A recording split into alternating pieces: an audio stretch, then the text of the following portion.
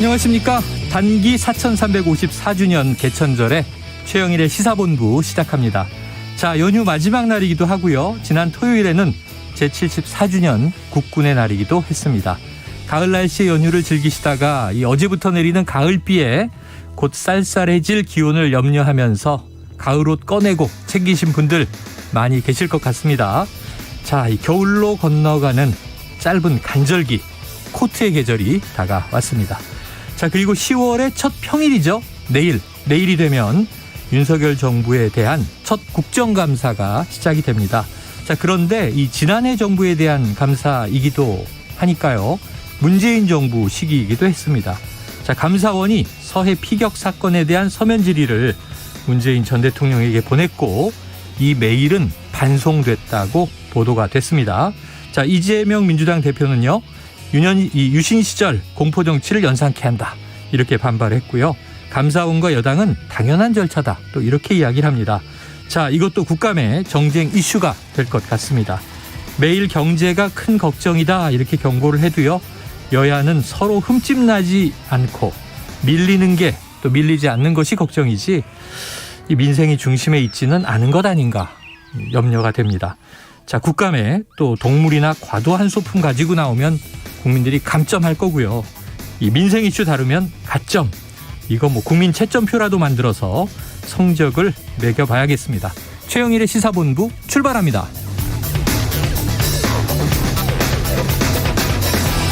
네, 1부에서는요. 오늘의 핵심 뉴스를 한입에 정리해드리는 한입뉴스 기다리고 있고요.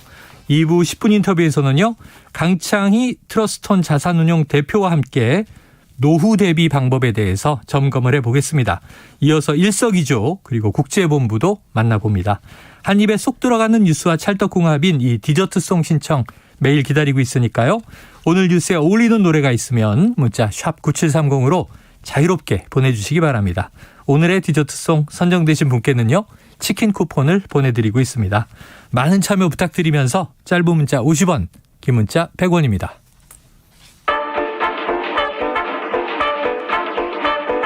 최영일의 시사본부 한입뉴스. 네, 오늘의 핵심 뉴스를 한입에 정리해드립니다. 한입뉴스 시작해보죠. 박정호 오마이뉴스 기자, 헬마우스 임경빈 작가 나오셨습니다. 어서 오세요. 안녕하십니까. 아, 이렇게 오늘까지 휴일인데 감사합니다. 네. 피곤하시죠? 아닙니다. 좋습니다. 뉴스는 휴일이 없으니까요. 저희도. 그렇죠. 네, 집에서 프로의 자세. 꼭꼭 숨어라 딸아이랑 하고 있는데 네, 이제 구원을 받았습니다. 비가 와가지고요. 집에서 놀다 보니까. 네, 지금 형수님이 꼭 이 얘기를 들으셔야 되는데. 이 방송 따님이 애청하고 있죠. 네. 이따 집에 가면 더 센 걸로 더 놀이를 놀아주겠습니다. 해주셔야 됩니다. 네. 자, 휴일이지만 이 임 작가 말씀처럼 뉴스는 휴일이 없습니다. 쏟아지죠. 자, 첫 번째 소식은요. 감사원이 이 서해 피격 사건 관련해서 문재인 전 대통령에게 서면 조사를 통보했다. 자, 이게 어떻게 된 얘기입니까? 네, 이제 감사원이 지난달 28일 문 전 대통령에게 서면 조사에 응하라고 통보를 해왔다라고 이게 알려졌고요. 네. 여기에 대해 문 전 대통령은 이메일과 전화 등을 통해 서면 조사에 응하라는 그런 얘기에 대해서 응하지 않겠다. 라고 얘기를 했고 네. 또 이제 대단히 무례한 짓이다 이런 반응까지 오늘 윤건영 의원을 통해서 또 전해졌습니다. 네. 그러니까 감사원이 감사 중인 서해 공무원 피격 사건 관련 사실관계를 파악하겠다는 취지로 문 전 대통령에게 이렇게 서면 조사하게 된 뜻을 전했지만 문 전 대통령 측은 이메일을 반송 처리했고 불쾌감을 이제 드러내고 있는 그런 상황이 되겠습니다. 네. 그래서 뭐 민주당에서도 강하게 반발하고 있고 또 국민의힘에서는 반면에 당연한 절차다. 아니 피살된 서해 공무원을 월북으로 규정한 과정 등의 책임을 조사하는 과정에서 대통령의 역할에 대해 사실관계를 확인하는 거 당연한 거다. 서해 공무원 피격 사건의 진실을 밝히기 위한 감사원의 모든 노력을 존중한다. 이렇게 강조를 했습니다. 네. 근데 이렇게 표면적으로는 이제 입장이 180도 다른데 사실은 뭐 이면적인 여러 가지 배경들이 있는 거죠. 임 작가님 이거 어떻게 좀 해석을 해야 되겠습니까? 그래서 이제 민주당 쪽에서 해석하는 거는 이런 얘기인 것 같아요. 지금 워낙에 대통령실이나 정부 여당 입장에서는 지난 외교 순방 때의 논란이 네. 계속되고 있는 게 좀 부담스럽기 때문에 네.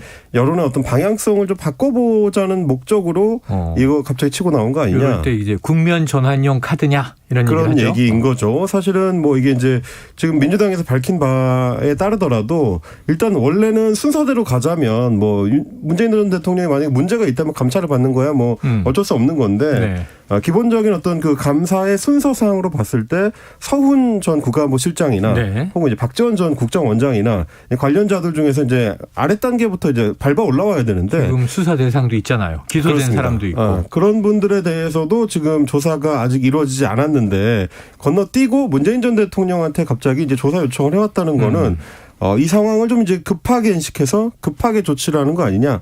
이게 지금 민주당 쪽의 네, 이제 네. 입장인 것 같습니다. 그리고 절- 실제로 네. 지금 감사원에서 그 민주당의 주장에 대해서 내놓은 그 네. 해명 내용을 봤는데 여기서 이렇게 얘기하고 있습니다. 이제 감사원 입장에서는 전직 대통령에 대해서 이제 질문서를 발부했던 사례가 이전에 있었다. 그래서 이제 노태우 전 대통령이나 이제 김영삼 전 대통령한테도 각각 보낸 적이 있고, 그때는 이제 질문서를 수령해서 답변을 한 바가 있다. 이제 이렇게 밝혔고요. 그리고 이명박 전 대통령이나 박근혜 전 대통령에 대해서는 질문서를 전달하려고 했는데, 그때 두 전 대통령들이 이제 질문서 수령을 거부한 바가 있다. 그래서 네. 감사원에서는 기존에 확보한 자료를 가지고 이제 감사 결과를 정리했었다. 이렇게 지금 해명 자료를 내놓고 있습니다. 그런데 이제 실제로 그러면 그 전에는 그러니까 이번 경우에는 단계와 절차를 밟아서 문재인 대통령을 향하는 이제 조사를 이제 해왔느냐에 대해서는 여전히 민주당의 입장에 대해서는 좀 질문을 좀 명확하게 답변하지는 않는 것 같은 뭐 네네. 그런 식으로 이제 보여집니다. 자, 이런 와중에 지금 여야 정치권에서 네. 지금 뭐 거센 목소리로 이게 또 어찌 보면 민주당 입장에서는 이제 전직 대통령을 건드리는 것이냐. 또 이제 현 정부 입장에서는 법과 원칙대로 지금 어떤 이야기들이 좀 쏟아지고 있어요. 네, 오늘 이재명 대표가 개천절 경축식 이후에 기자들과 네, 만났습니다. 네. 감사원의 이런 서면 조사 관련해 어떤 입장이냐라는 질문에 정치는 국민과 역사를 두려워해야 된다. 국민이 맡긴 권력으로 민생을 챙기는 게 아니라 야당을 탄압하고 전 정부의 정치 보복을 가하는데 주력하고 있다. 이렇게 비판을 했고요. 뭐 페이스북에서도 유신 공포 정책이 연상된다. 이렇게 네. 어제도 이렇게 지적을 했었는데요. 그래서 강하게 반발하고 있고요. 또 민주당은 윤석열 정권 정치 탄압 대책위 이게 좀 꾸려져 있는데 오늘 국회에서 기자회견을 열었습니다. 그래서 결국 윤석열 정부가 노리는 것은 문재인 전 대통령이었다. 감사원의 감사권 남용에 대해 직권남용으로 공수처에 고발할 거다. 이렇게도 또 거세게 반발하고 있습니다. 근데 반면에 이제 국민의힘에서는 계속해서 이 서면 조사에 응하지 않을 이유가 없다. 이렇게 지적을 하고 있는데요. 정진석 이 국민의힘 비상대책위원장은 아니 이거 전직 대통령과 대법원장, 국정원장을 모두 다 법의 심판에 맡겼던 사람이 아니냐. 문재인 전 대통령이 감사원 서면 조사에 응하지 않을 이유가 없다고 본다 얘기를 했고 전직 대통령 누구라도 그 지엄한 대한민국의 법 앞에 겸허해야 된다. 이렇게 강조를 했습니다. 네. 또 지금 뭐 당권주를 꼽히는 김기현 국민의힘 의원도 네. 전직 대통령이라고 해서 국민을 사실상 죽음으로 내몬 일에 대해서 책임지지 않을 권리는 없다. 대통령으로서의 책임은 훨씬 더 무겁고 크다. 이거는 뭐 당연히 대통령이 서면 조사를 받아야 되고 서면 조사도 받지 못하겠다는 문재인 전 대통령의 이 비상식적인 행동 오히려 사건을 은폐하라는 거 아니냐는 의구심만 더 키울 뿐이다. 이렇게 주장을 네. 했습니다. 지금 여야가 뭐 180도 다른 해석들이에요. 이것은 야당 탄압이다. 의도가 있는 이 전직 대통령에 대한 이제 조사 앞으로 또 수사로 향할 것이다. 이런 네. 이제 우려를 깔고 있고 당연한 거다. 이제 집권 여당 쪽의 입장인데 김기현 의원은 이런 얘기도 했네요. 이 문재인 대통령이 세월호와 서해 공무원 이 두 사건에 대한 태도가 전혀 다르다. 이중인격이 의심된다. 이런 이제 네. 좀 또 선정적인 원색적인 공세도 나오는 것 같아요.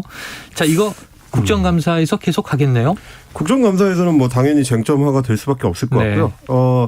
뭐 아까 이제 민주당의 의도에 대한 추측을 말씀을 드렸는데 그것도 사실 국정감사하고 연결해서 생각해 보면은 좀 시사하는 바가 있는 것 같습니다.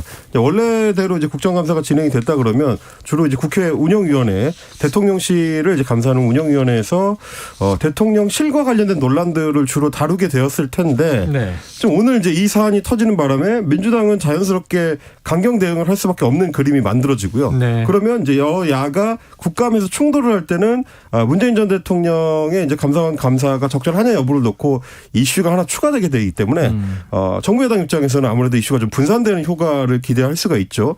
그런 맥락을 좀 추측해 볼 수 있는 게 감사원이 오늘 밝힌 내용을 보니까 이런 질문을 드리겠다라고 해서 문재인 전 대통령한테 질문지를 보낸 게 아니고 네. 질문서를 보낼 테니까 받겠느냐라는 것만 한 거예요, 지금.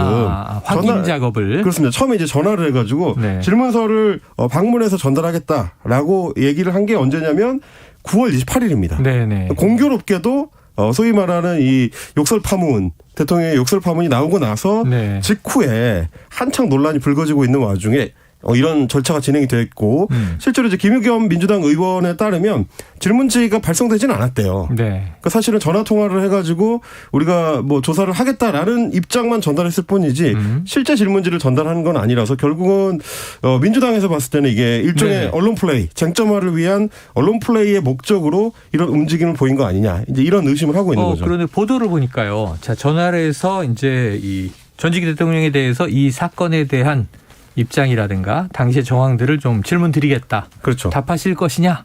그럼 전화로 이제 끊었다면 지금 보도가 이메일을 반송했다 이렇게 돼 있거든요. 요건 어떤 메일이에요? 그 같은 내용도 취지의. 보니까 이제 김의겸 의원이 그걸 이제 네네네. 해석을 해줬는데 그것도 질문지를 보내겠다라는 이메일이었다는 거죠. 그런 내용의 메일이다. 네. 질문지가 이제 첨부돼 있는 게 아니고. 그렇습니다. 그러니까 원래는 이제 감사원 같으면 정부기관하고는 통신망이 다 연결이 돼 있으니까 네네. 그 결제망도 연결이 돼 있고요. 그래서 이제 질문지든 뭐든 이제 보내게 되면 반송 처리할 수 있는 기능이 있는데 네네네. 지금 이제 문재인 전 대통령은 민간인 신분이기 때문에 네. 그냥 이메일로 보낼 수밖에 없었고 그래서 이제 문재인 대통령 비서실에서는 거기에 대해서 단메일 형태로 거부한다, 수령을 거부한다 이렇게 좀 답장을 하게 된 그런 맥락입니다. 그렇군요.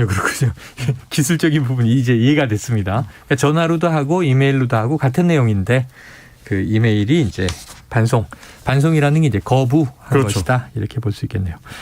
자, 이게 어떻게 될까 걱정입니다. 지금 이 생각을 해보면요, 이 순방 논란 이거는 지금 야당이 공세를 펼 상황이고 네. 그 이전에 뭐 영빈관 예산이라든가 이 김건희 여사 특검 관련 논란은 또 야당이 공세를 준비하고 있을 텐데 여기서 또 여당 쪽에서는 이 문재인 전 대통령에 대한 이제 이러한 서면 조사 등 또 하나는 이제 이재명 민주당 대표에 대한 수사 관련 또 이제 문제 제기들이 많이 터지지 않겠어요? 그렇습니다. 이게 인물 대 인물의 이제 격돌인데. 네. 자, 지금 야당에서 또 제기한 문제가 바로 이 문제가 있습니다. 이 국민대와 숙명여대의 총장이 국감을 무시한 채 해외 출장을 갔다. 이거 무슨 얘기입니까? 네, 지금 이 교육위에서 이 국민대, 숙명여대 총장 등 이제 관련자들에 대한 출석을 요구하는, 그러니까 증인 채택을 했어요. 아, 그래요? 그런데 이제 내일부터 국감이 시작되지 않습니까? 네. 내일부터 쭉 진행이 됐는데 이 중요 증인들이 해외 출국하고 있다라는 게 민주당의 지적이에요. 네네. 그래서 오늘 보면은 국회 교육위 야당 간사인 김영우 의원이 페이스북에 글을 올렸는데요.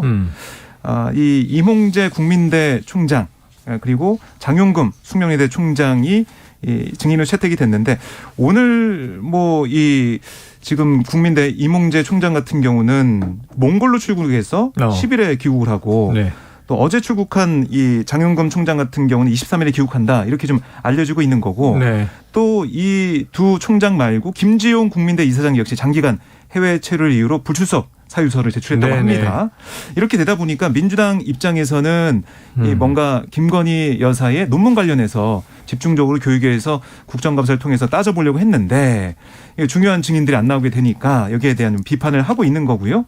그래서 김영우 의원이 하는 말은 뭐냐면 김 여사의 표절 논문 의혹으로 국민대 또 숙명여대가 국민으로부터 지탄을 받고 있는 상황에서 또 총장이 국감을 무시한 채 해외 출장을 떠나는 모습 국민의 한 사람으로서 분노를 넘어 울분을 토하고 싶은 심정이다 이렇게도 얘기를 하고 있습니다. 네. 그래서 과연 이 민주당이 생각하고 있는 그런 국감으로 진행될지 뭐 증인 채택 이후에 출석 문제가 아직 안 풀리고 있어서요.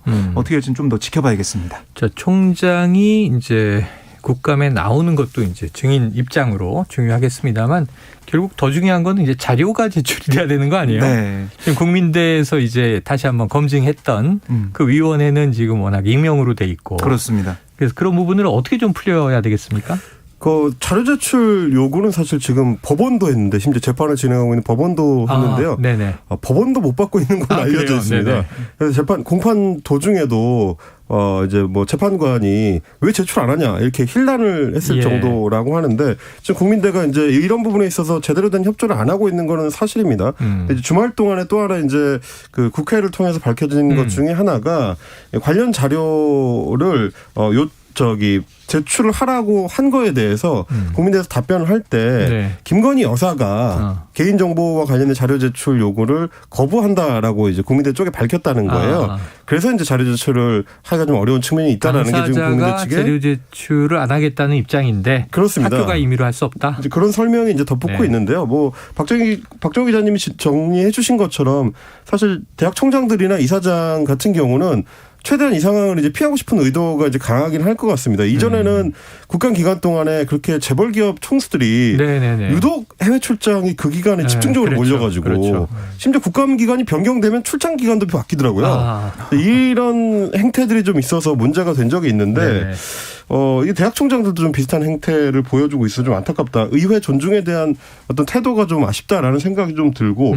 이거에 영향을 미친 것 중에 하나가 이게 아니냐라는 게 민주당 쪽의 그 지금 추측인데 민영배 의원이 주말 동안에 냈던 보도 자료입니다. 김건희 여사의 이제 박사 논문 관련해서 심사위원들이 제대로 심사한 거 맞냐라는 논란이 있었는데 그 이유 중에 하나로 심사위원들이 이제 박사 논문에 대해서 이제 승인한다는 거를 최종적으로 결정을 하고 본인의 서명이나 혹은 뭐 도장을 찍도록 서명 날인을 하죠. 5명이죠. 박사의 그렇습니다. 경우에는. 그렇습니다. 이제 심사위원 근데 5명의 서명의 필적이 다 똑같다라는 의혹이 이제 지난 대선 때 제기된 바가 있습니다. 근데 이번에 이제 민영배 의원실에서 필적 감정사를 통해서 전문가 소견을 들어보니까 실제로 이 해당 필적들이 다 같은 사람이 서명을 한 걸로 보인다라는 결과가 지금 나왔습니다. 물론 이제 교육부에서는 이거와 관련해서는 문제가 없는 것으로 이제 지난 감사 때 확인을 했다라고 이야기를 하고요. 이제 국민대 쪽에서도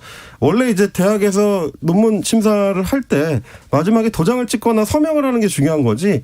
거기에 이름을 쓰는 거는 원래는 그냥 타이핑을 해가지고 직접 작성을 하지 않는 경우들도 많기 때문에 그 자체는 문제가 아니다라고 지금 해명을 내놓고 있는 상황입니다. 논문 제출인이 썼거나 혹은 뭐 조교가 썼거나 다만 이제 그 5명이 실존하는 논문 심사위원이고 자격을 갖추었고 그다음에 5명이 충분히 논문을 검토했고 이거 패스해서 이제 나는 합격일세 했느냐 이게 중요한 거죠. 이제 그것이 밝혀져야 되는데. 자, 이것도 어떻게 흘러갈지. 동일이 필적이 같다. 이건 이제 일전에 나왔던 얘기인데 필적 감정을 통해서 확인했다. 네.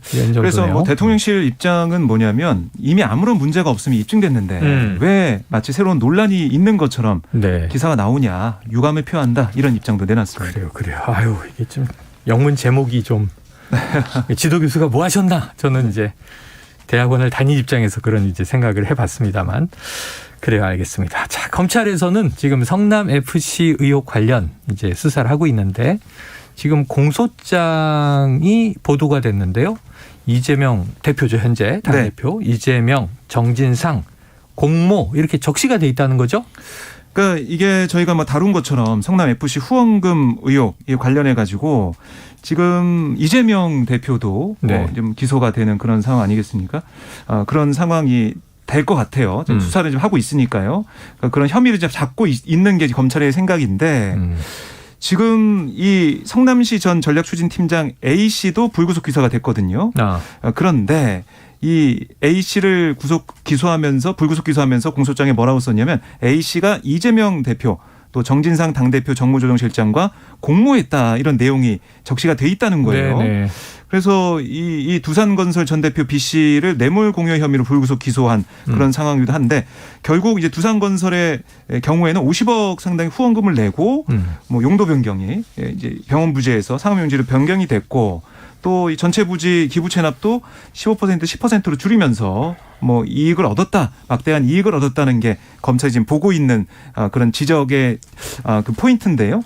그러니까 지금 보면은 검찰이 이 얘기를 기소를 공소장을 이렇게 쓰면서 결국에는 A 씨와 이재명 대표, 정진상 당대표 정무조정실장이 같이 이제 공모를 하면서 이 사안을 결국에는 이익을 이제 가져와서 도움이 되는 성남시에 도움되는 쪽으로 했다라고는 하지만 결국 이게 제3자 뇌물죄로 볼 수밖에 없는 거 아니냐. 공모해서 치밀하게 계획한 게 아니냐. 이렇게 좀 보고 있는 것 같아요. 네. 그리고 여기에다가 검찰이 두산건설 외에도 후원금 의혹이 일었던 네이버나 뭐 분당 차병원 등에 대해서도 지난달에 압수했죠. 네. 그래서 여기에 대해서 수사를 좀 하고 있는데 결국에는 이 두산건설뿐만이 아니고요. 다른 기업에 대해서 수사를 하면서 이재명 대표와 이 정진상 실장에 대한 소환 조사도 같이 진행하겠다라고 볼 수가 있어요.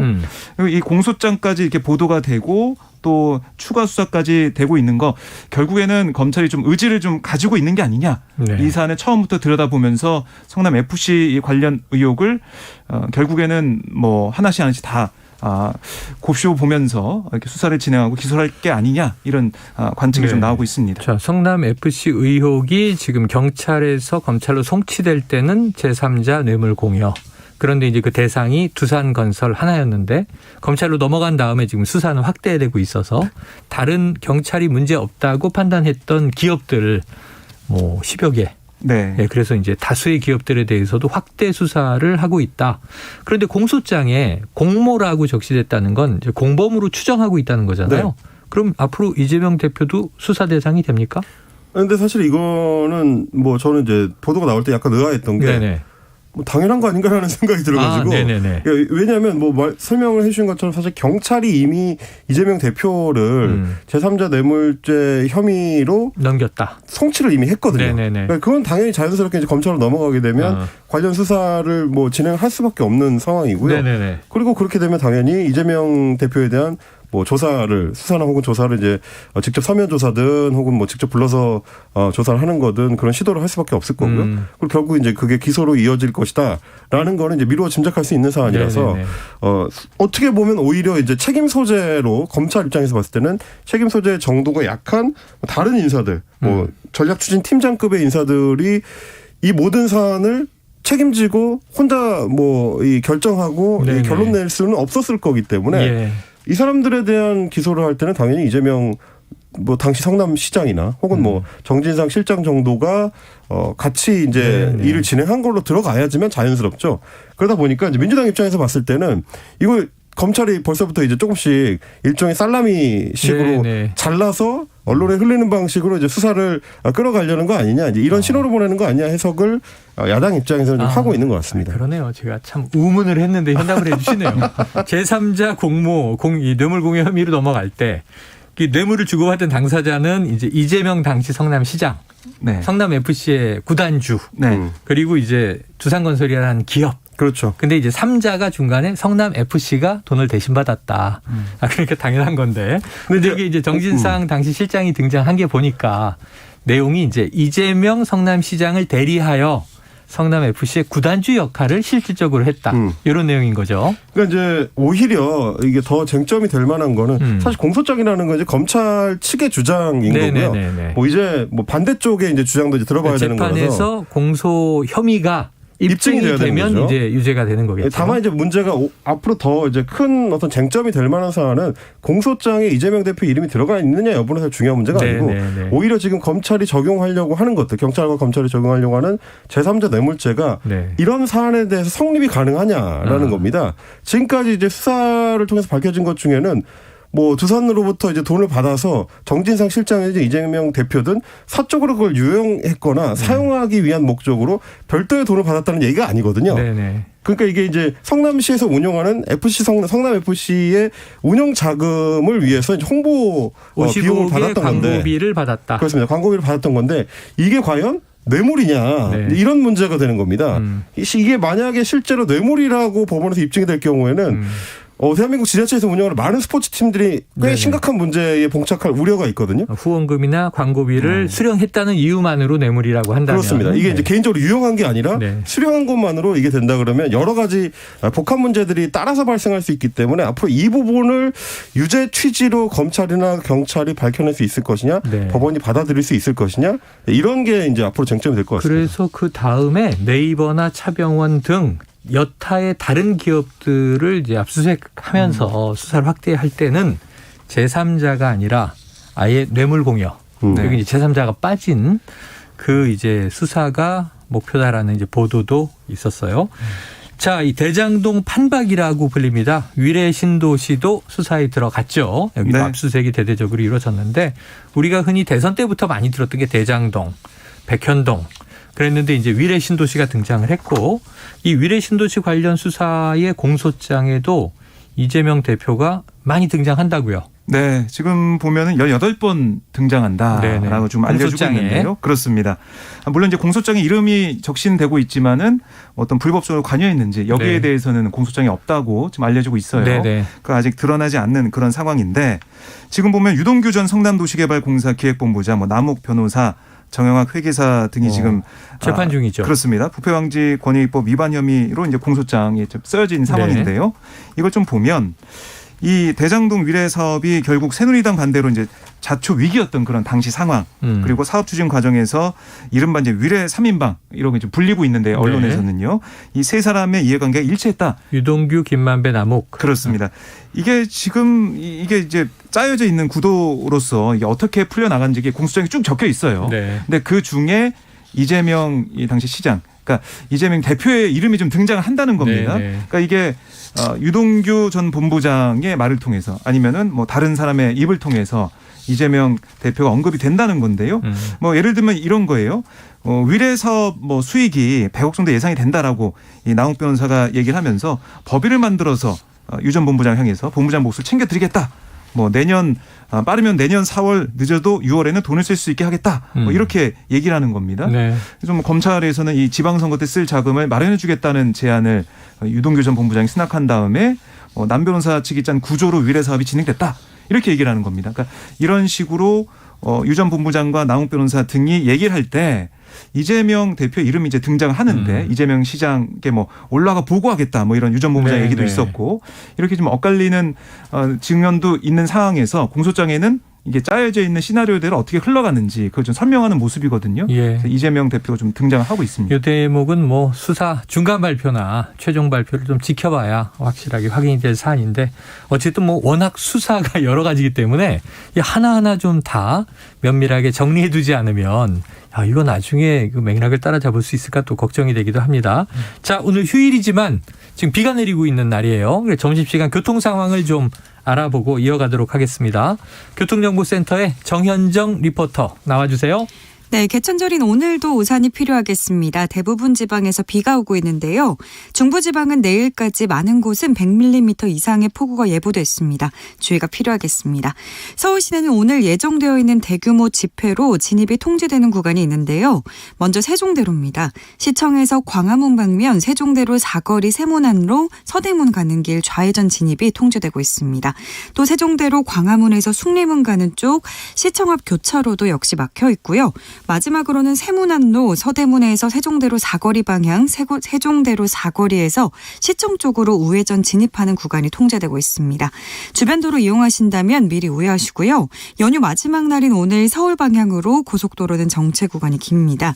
경부고속도로 서울 쪽 서울의 서청주 분기점에서 청주 휴게소까지 16km가량 정체고요.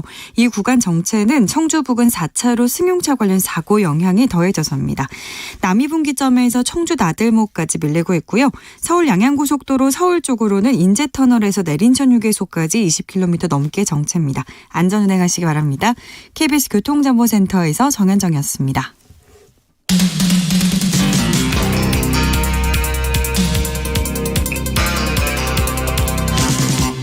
최영일의 시사본부.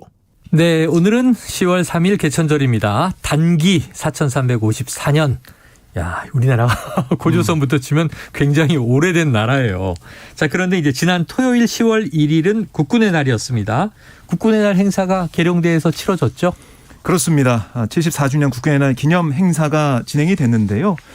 쭉 보면은 한국형 이 삼축 체계 관련 무기들, 뭐 킬체인 한국형 미사일 방어 체계 그리고 대량 응징 보복 관련된 무기들이 대거 등장을 했어요. 네. 특히 군이 이번 행사에서 세계 최대 탄도 중량을 자랑하는 이 고위력 현무 미사일 이걸 또 대량 응징 보복에 포함을 해서 등장을 시켰는데 이게 괴물 미사일로 불릴 정도로 네네. 상당히 관심이 큰 그런 미사일입니다. 네네. 영상으로 이제 간접이 공개가 됐어요. 왜냐하면 이게 극비 사항이에요. 그래요. 재원도 그렇고 극비 사항으로 이제 묶여 있기 때문에 아하. 영상으로 이게 위용을 좀 보여주는 그런 모습을 볼 수가 있었습니다.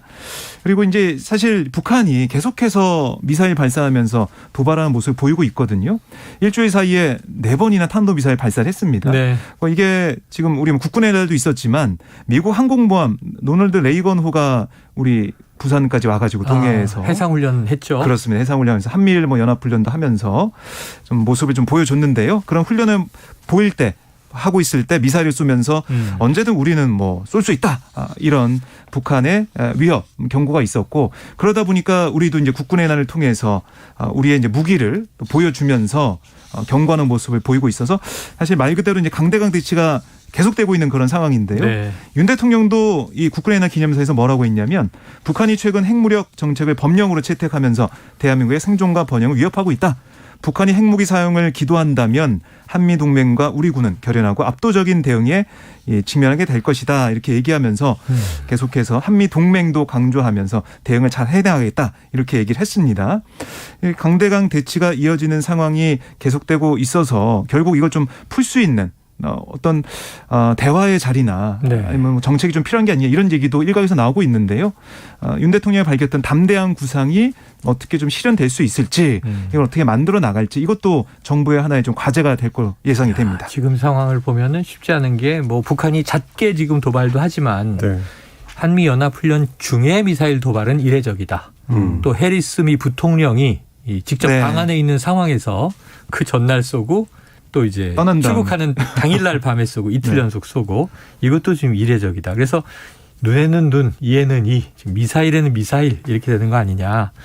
혐오 미사일은 왜 젤렌스키 대통령이 상당히 또 좀 지원해달라 이렇게 요청을 한 자원이기도 하죠. 네, 현무미사일 같은 경우는 사실 뭐 이번에 공개된 거를 보더라도 워낙 또 위력이 강력하고 네. 소위 말하는 이제 벙커버스터라고 하거든요. 북한 지도부에서는 비상시에는 이제 벙커를 통해서 이제 생존을 도모하는 게 이제 핵심인데 뚫고 들어가는 거죠. 뚫고 들어갈 수 있는 자원이고 이 경우에는 이제 미사일을 여러 발을 쏘게 되면 네. 파괴력이 워낙 강력해서 사실 소형 핵탄두에 높지 준하는 않다. 네, 힘을 좀 가져갈 수 있다라고 이제 보고 있기 때문에 이제 그런 거를 보여주는 차원이라고 보는데요. 또 하나 지금 국제적으로 쟁점이 되고 있는 거는 우크라이나 전선에서 러시아가 지금 계속 밀리고 있는 상황이라 러시아 내부에서도 핵무기 사용 가능성에 대해서 직접적으로 언급을 하기 시작했거든요. 네. 물론 이제 북한은 러시아처럼 이제 소형 핵탄두를 전략화하지는 못한 상황이라서 정밀 타격을 러시아만큼 할 수 있는 건 아니지만 만약에 러시아가 실제로 전쟁에서 소형 핵탄두를 사용하게 되면 그 이후에는 도미노처럼 다른 나라들도 가능성을 배제할 수 없는 상황이 되기 때문에 네. 우리 입장에서 이제 북한 핵의 문제에 대해서는 좀 더 면밀한 접근과 준비가 필요한 상황이다. 이거는 확실한 것 같습니다. 네. 자, 어쨌든 뭐 계룡대에서 상당히 이제 우리 육해공의 무력 시위와 함께 국군의 날 보니까 뭐 저는 이게 막 특전사, 또 연합부대들이 고공 낙하, 고공 강화 훈련도 하고 과거에는 이제 광화문 광장에서 퍼레이드를 했던 때도 있어요. 마치 그런데 이제 북한이 김일성 광장에서 하듯이. 그런데 이제 10월 1일이 그때는 또 이제 휴무일이었어요. 네. 요즘에는 이제 휴무일은 아니고 개천절, 한글날, 10월은 이런데 자, 그런데 이 국군의 날 영상에 또 조금 이제 실수가 있었던 모양이에요. 네, 이게 국군의 날 기념식에 사용된 영상을 보면 중국군 장비 이미지가 등장을 했습니다. 아, 이렇게 화면에 보여지는 이미지로. 네, 이미지로 중국군 보병 전투차가 나타났거든요. 그러니까 육군의 이제 태세, 우리의 전투력을 강조하는 그런 영상에 중국군의 이 전투 무기가 등장을 했다. 이건 상당한 이제 논란이 있었고 비판이 이어졌습니다. 실제로 우리가 뭐 중국산 장갑차를 쓰는 건 아니잖아요. 아닙니다. 방사는 우리가 더 좋은데. 네, 그렇습니다. 그래서 굳이 중국산 이 무기를 쓸 이유도 없는 거고 네, 그렇죠. 이게 잘못된 거죠. 그래서 국방부가 실수를 인정했습니다. 이미지를 잘못 썼다. 네, 유감을 표명했는데요. 동영상 제작 과정에서 잘못된 사진이 포함됐다. 사전에 걸러내지 못한 점에 대해 유감스럽게 생각하면서 이런 일이 재발하지 않도록 각별히 유의하겠다 이렇게 얘기하면서 또 온라인에 남아있는 이 영상을 좀 수정해달라라고 국방부가 각 방송사에 요청을 했습니다. 네. 그 제작 과정은 왜 그럴까요? 이거 용역을 좀 민간 업체에 줘서 그런 걸까요? 뭐 그렇다는 게 이제 국방부 쪽의 네. 해명인데 이게 뭐 간단히 말하면 예전에 저희 이제 군에 있을 때 종종 쓰던 말 중에 군기가 빠졌다라는 말이 있습니다.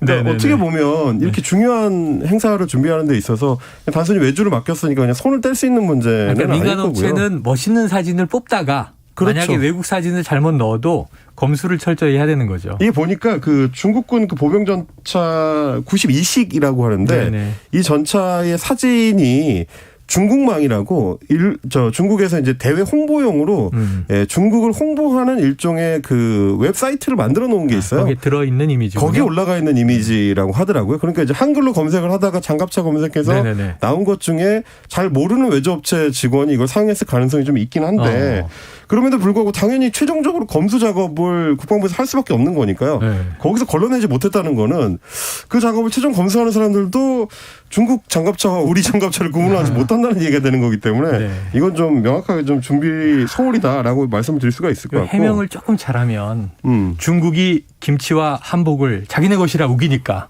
네. 우리는 중국 장갑차를 우리 것이라고 우긴 건 아닐까. 아, 근데 이제 한복하고 김치는 좋은 건데 그렇죠. 중국 장갑차보다는 우리 K 장갑차가 더 좋은 거여가지고 우리 께도 좋아요. 네, 굳이 뭐 필요는 없을 것 같고요. 또 하나 이제 어제 기념식에서 논란이 됐던 게 군가 제창을 하는 장면에서 멸공의 횃불이라는 또 굉장히 좀 인기 많은 군가가 있습니다. 옛날에 80년대부터 이제 많이 불렀던. 저 고등학교 때 많이 불렀던 것 같아요. 네, 그 멸공의 횃불이 이제 훈련소 가면 또 많이 부르는 네네. 노래 중에 하나여서 많이 알고 계신 예비역들도 많으실 텐데 네. 그거를 재창을 할 때 재창하는 장면에서는 멸공의 횃불이라고 음성으로 얘기를 하는데 네네네.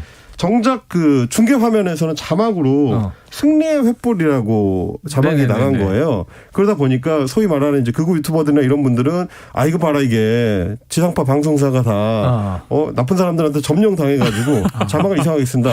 야, 요즘 민감하죠. 자막이 요즘 민감한데. 그렇습니다. 이런 얘기가 나왔는데 이것도 역시 국방부에 확인을 해보니까 네. 기념식에 초청된 외빈들 중에서 네. 소위 이제 공산권 국가 인사들이 있다 보니 그분들을 고려를 해가지고 승리의 횃불로 표기를 바꿨다. 네네네. 이렇게 지금 설명을 하고 있습니다. 아하. 근데 이제 웃기는 건 뭐냐면 정작 현장 가사는 바꾸지 않고 멸공횃불로 그대로 불렀다라고 해명을 했는데 네.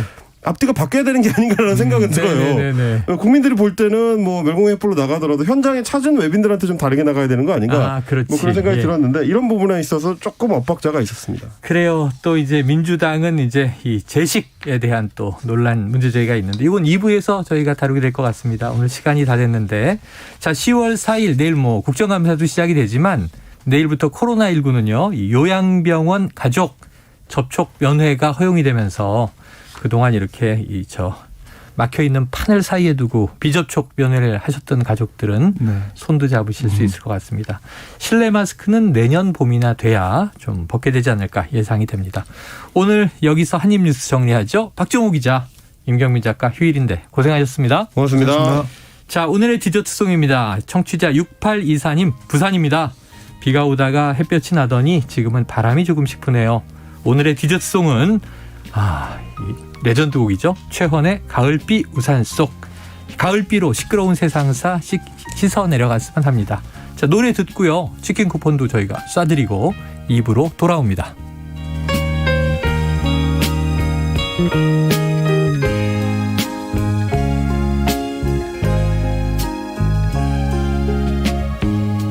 그리움이 눈처럼 쌓인 거리를 나 혼자서 걸었네. 미련 때문에 흐르는 세월 따라 잊혀진 그 얼굴이 외다지 속눈썹에 또다시 떠오르네. 정다웠던 그 눈길 목소리 어딜 갔나. 아픈 가슴 달래며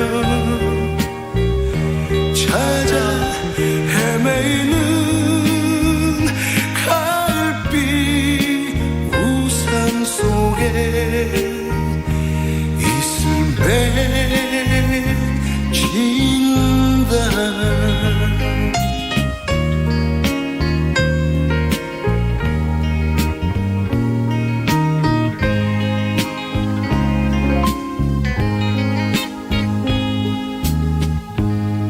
잊어야지 언젠가는 세월 흐름 속에 나 혼자서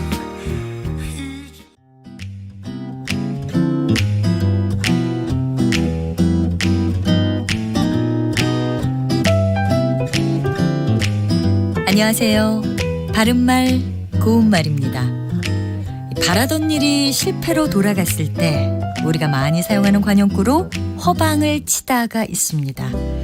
예를 들면 우리가 원하던 유급 휴가가 허방을 쳤다 같이 말할 수 있지요. 자, 그럼 여기서 허방이 무엇을 뜻하는 것일지 알아봅니다. 허방은 땅바닥이 움푹 패어 빠지기 쉬운 구덩이를 가리키는 우리 고유어 표현입니다. 허방을 치다 외에도 허방을 짚다 같은 관용구도 있는데요. 발을 잘못 디디어 허방에 빠지다 또는 잘못 알거나 잘못 예산하여 실패하다라는 뜻입니다. 그는 똑똑한 척을 하다가 허방을 짚었어. 이렇게 표현할 수 있겠죠. 허방이라고 하면 왠지 헛방과 관련이 있지 않을까 싶기도 하는데요. 헛방은 미덥지 아니하거나 보람이 없는 말이나 행위를 뜻하는 말입니다. 허방과는 다른 뜻이죠. 그는 공연히 헛방을 쳐서 가족들의 가슴만 부풀게 했다처럼 쓸 수 있습니다. 헛방에서 방은 놓을 방자를 쓰기 때문에 완전한 고유어 표현은 아닙니다. 참고로 유능해 보이는 인상과는 달리 실수를 잘하고 어딘가 어설픈 구석이 많은 사람을 가리켜서 허당이라고도 하죠. 그런데 허당은 표준어가 아닙니다. 겉으로는 속이 차 보이지만 실제로는 충실하지 못한 모양을 나타내는 말, 허정이란 우리 고유어 표현 함께 알아두시면 좋겠습니다. 바른말 고운말 아나운서 변희영이었습니다.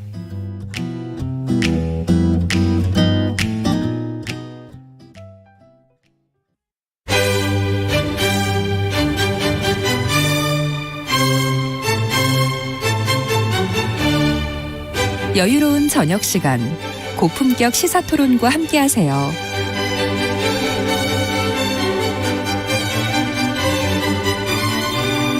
평일 저녁 7시 20분 KBS 열린 토론 정준희 교수와 함께합니다.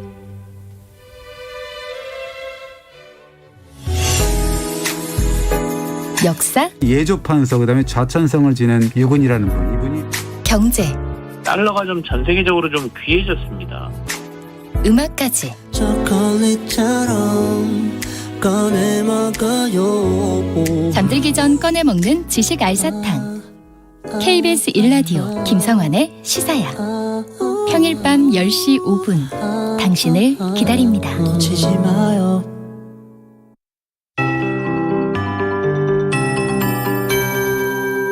KBS 58분 날씨. 하늘이 흐린 개천절입니다. 지금 중부지방과 경북 일부 지역에 산발적으로 비가 내리고 있는데요. 그중 서울과 경기도에는 곳에 따라 시간당 10mm 안팎의 다소 강한 비가 쏟아지고 있습니다. 차츰 중부지방으로 서해상에서 강하게 발달한 비구름이 또 들어오겠습니다. 내일 새벽까지 수도권과 충청 북부에는 천둥, 번개와 돌풍을 동반해 시간당 20mm 안팎의 강한 비가 쏟아질 것으로 예상돼 주의하셔야겠습니다. 내일 새벽에는 비가 전국으로 확대됐다가 내일 오전에 대부분 그치겠는데요. 내일 오후에도 곳곳에는 약한 비가 오거나 빗방울이 떨어질 전망입니다. 앞으로 중부지방과 전북, 경북에는 10에서 60mm, 그중 수도권과 강원 영서, 충남과 충청 북부에는 80mm 이상의 비가 더 내릴 전망이고요. 경남과 전남, 제주도에는 5에서 30mm 정도가 오겠습니다. 또 내일까지 전국에 지역에 바람도 강하게 불겠습니다. 오늘 낮 기온은 서울 22도, 강릉 27도, 대구 28도, 광주 29도, 제주 30도 등으로 강원 영동과 남부지방을 중심으로 늦더위가 이어지겠지만 내일 낮부터는 찬바람이 강하게 불면서 기온이 크게 떨어져 쌀쌀해질 전망입니다. 현재 서울의 기온은 22.6도입니다. 송소진입니다.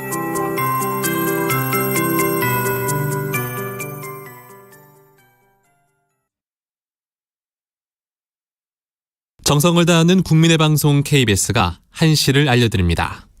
AM 711kHz, FM 97.3MHz, KBS 1라디오입니다. HLKA.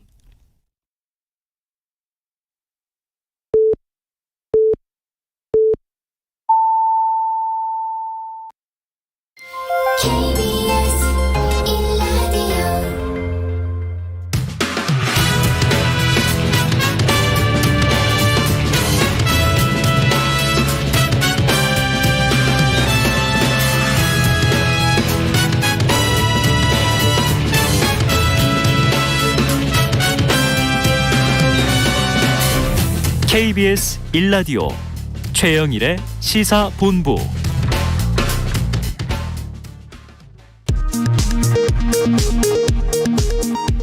이 시각 라디오 정보센터 뉴스입니다. 제4354주년 개천절 경축식이 오늘 오전 정부 서울청사 별관 대강당에서 한독수 국무총리 등 주요 내빈과 주한 외교단, 시민 등 150여 명이 참석한 가운데 세상을 이롭게 대한을 새롭게를 주제로 열렸습니다. 감사원이 문재인 전 대통령에게 서면 조사를 통보한 것과 관련해 민주당은 문 전 대통령이 강한 불쾌감을 표시했다고 전하며 직권 남용으로 감사원을 고발하겠다고 밝혔습니다. 감사원은 전직 대통령에게 감사원장 명의의 질문서를 보낸 사례가 있다고 밝혔습니다. 국민의힘도 문 전 대통령이 국민들의 질문에 답할 의무가 있다고 밝혔습니다. 코로나19 신규 확진자가 12,000명으로 감소하고 하루 사망자는 20명 발생한 가운데 내일부터 요양병원과 시설 등의 대면 접촉 면회와 입소자의 외출이 가능해집니다. 지금까지 라디오 정보센터 뉴스 정한나였습니다.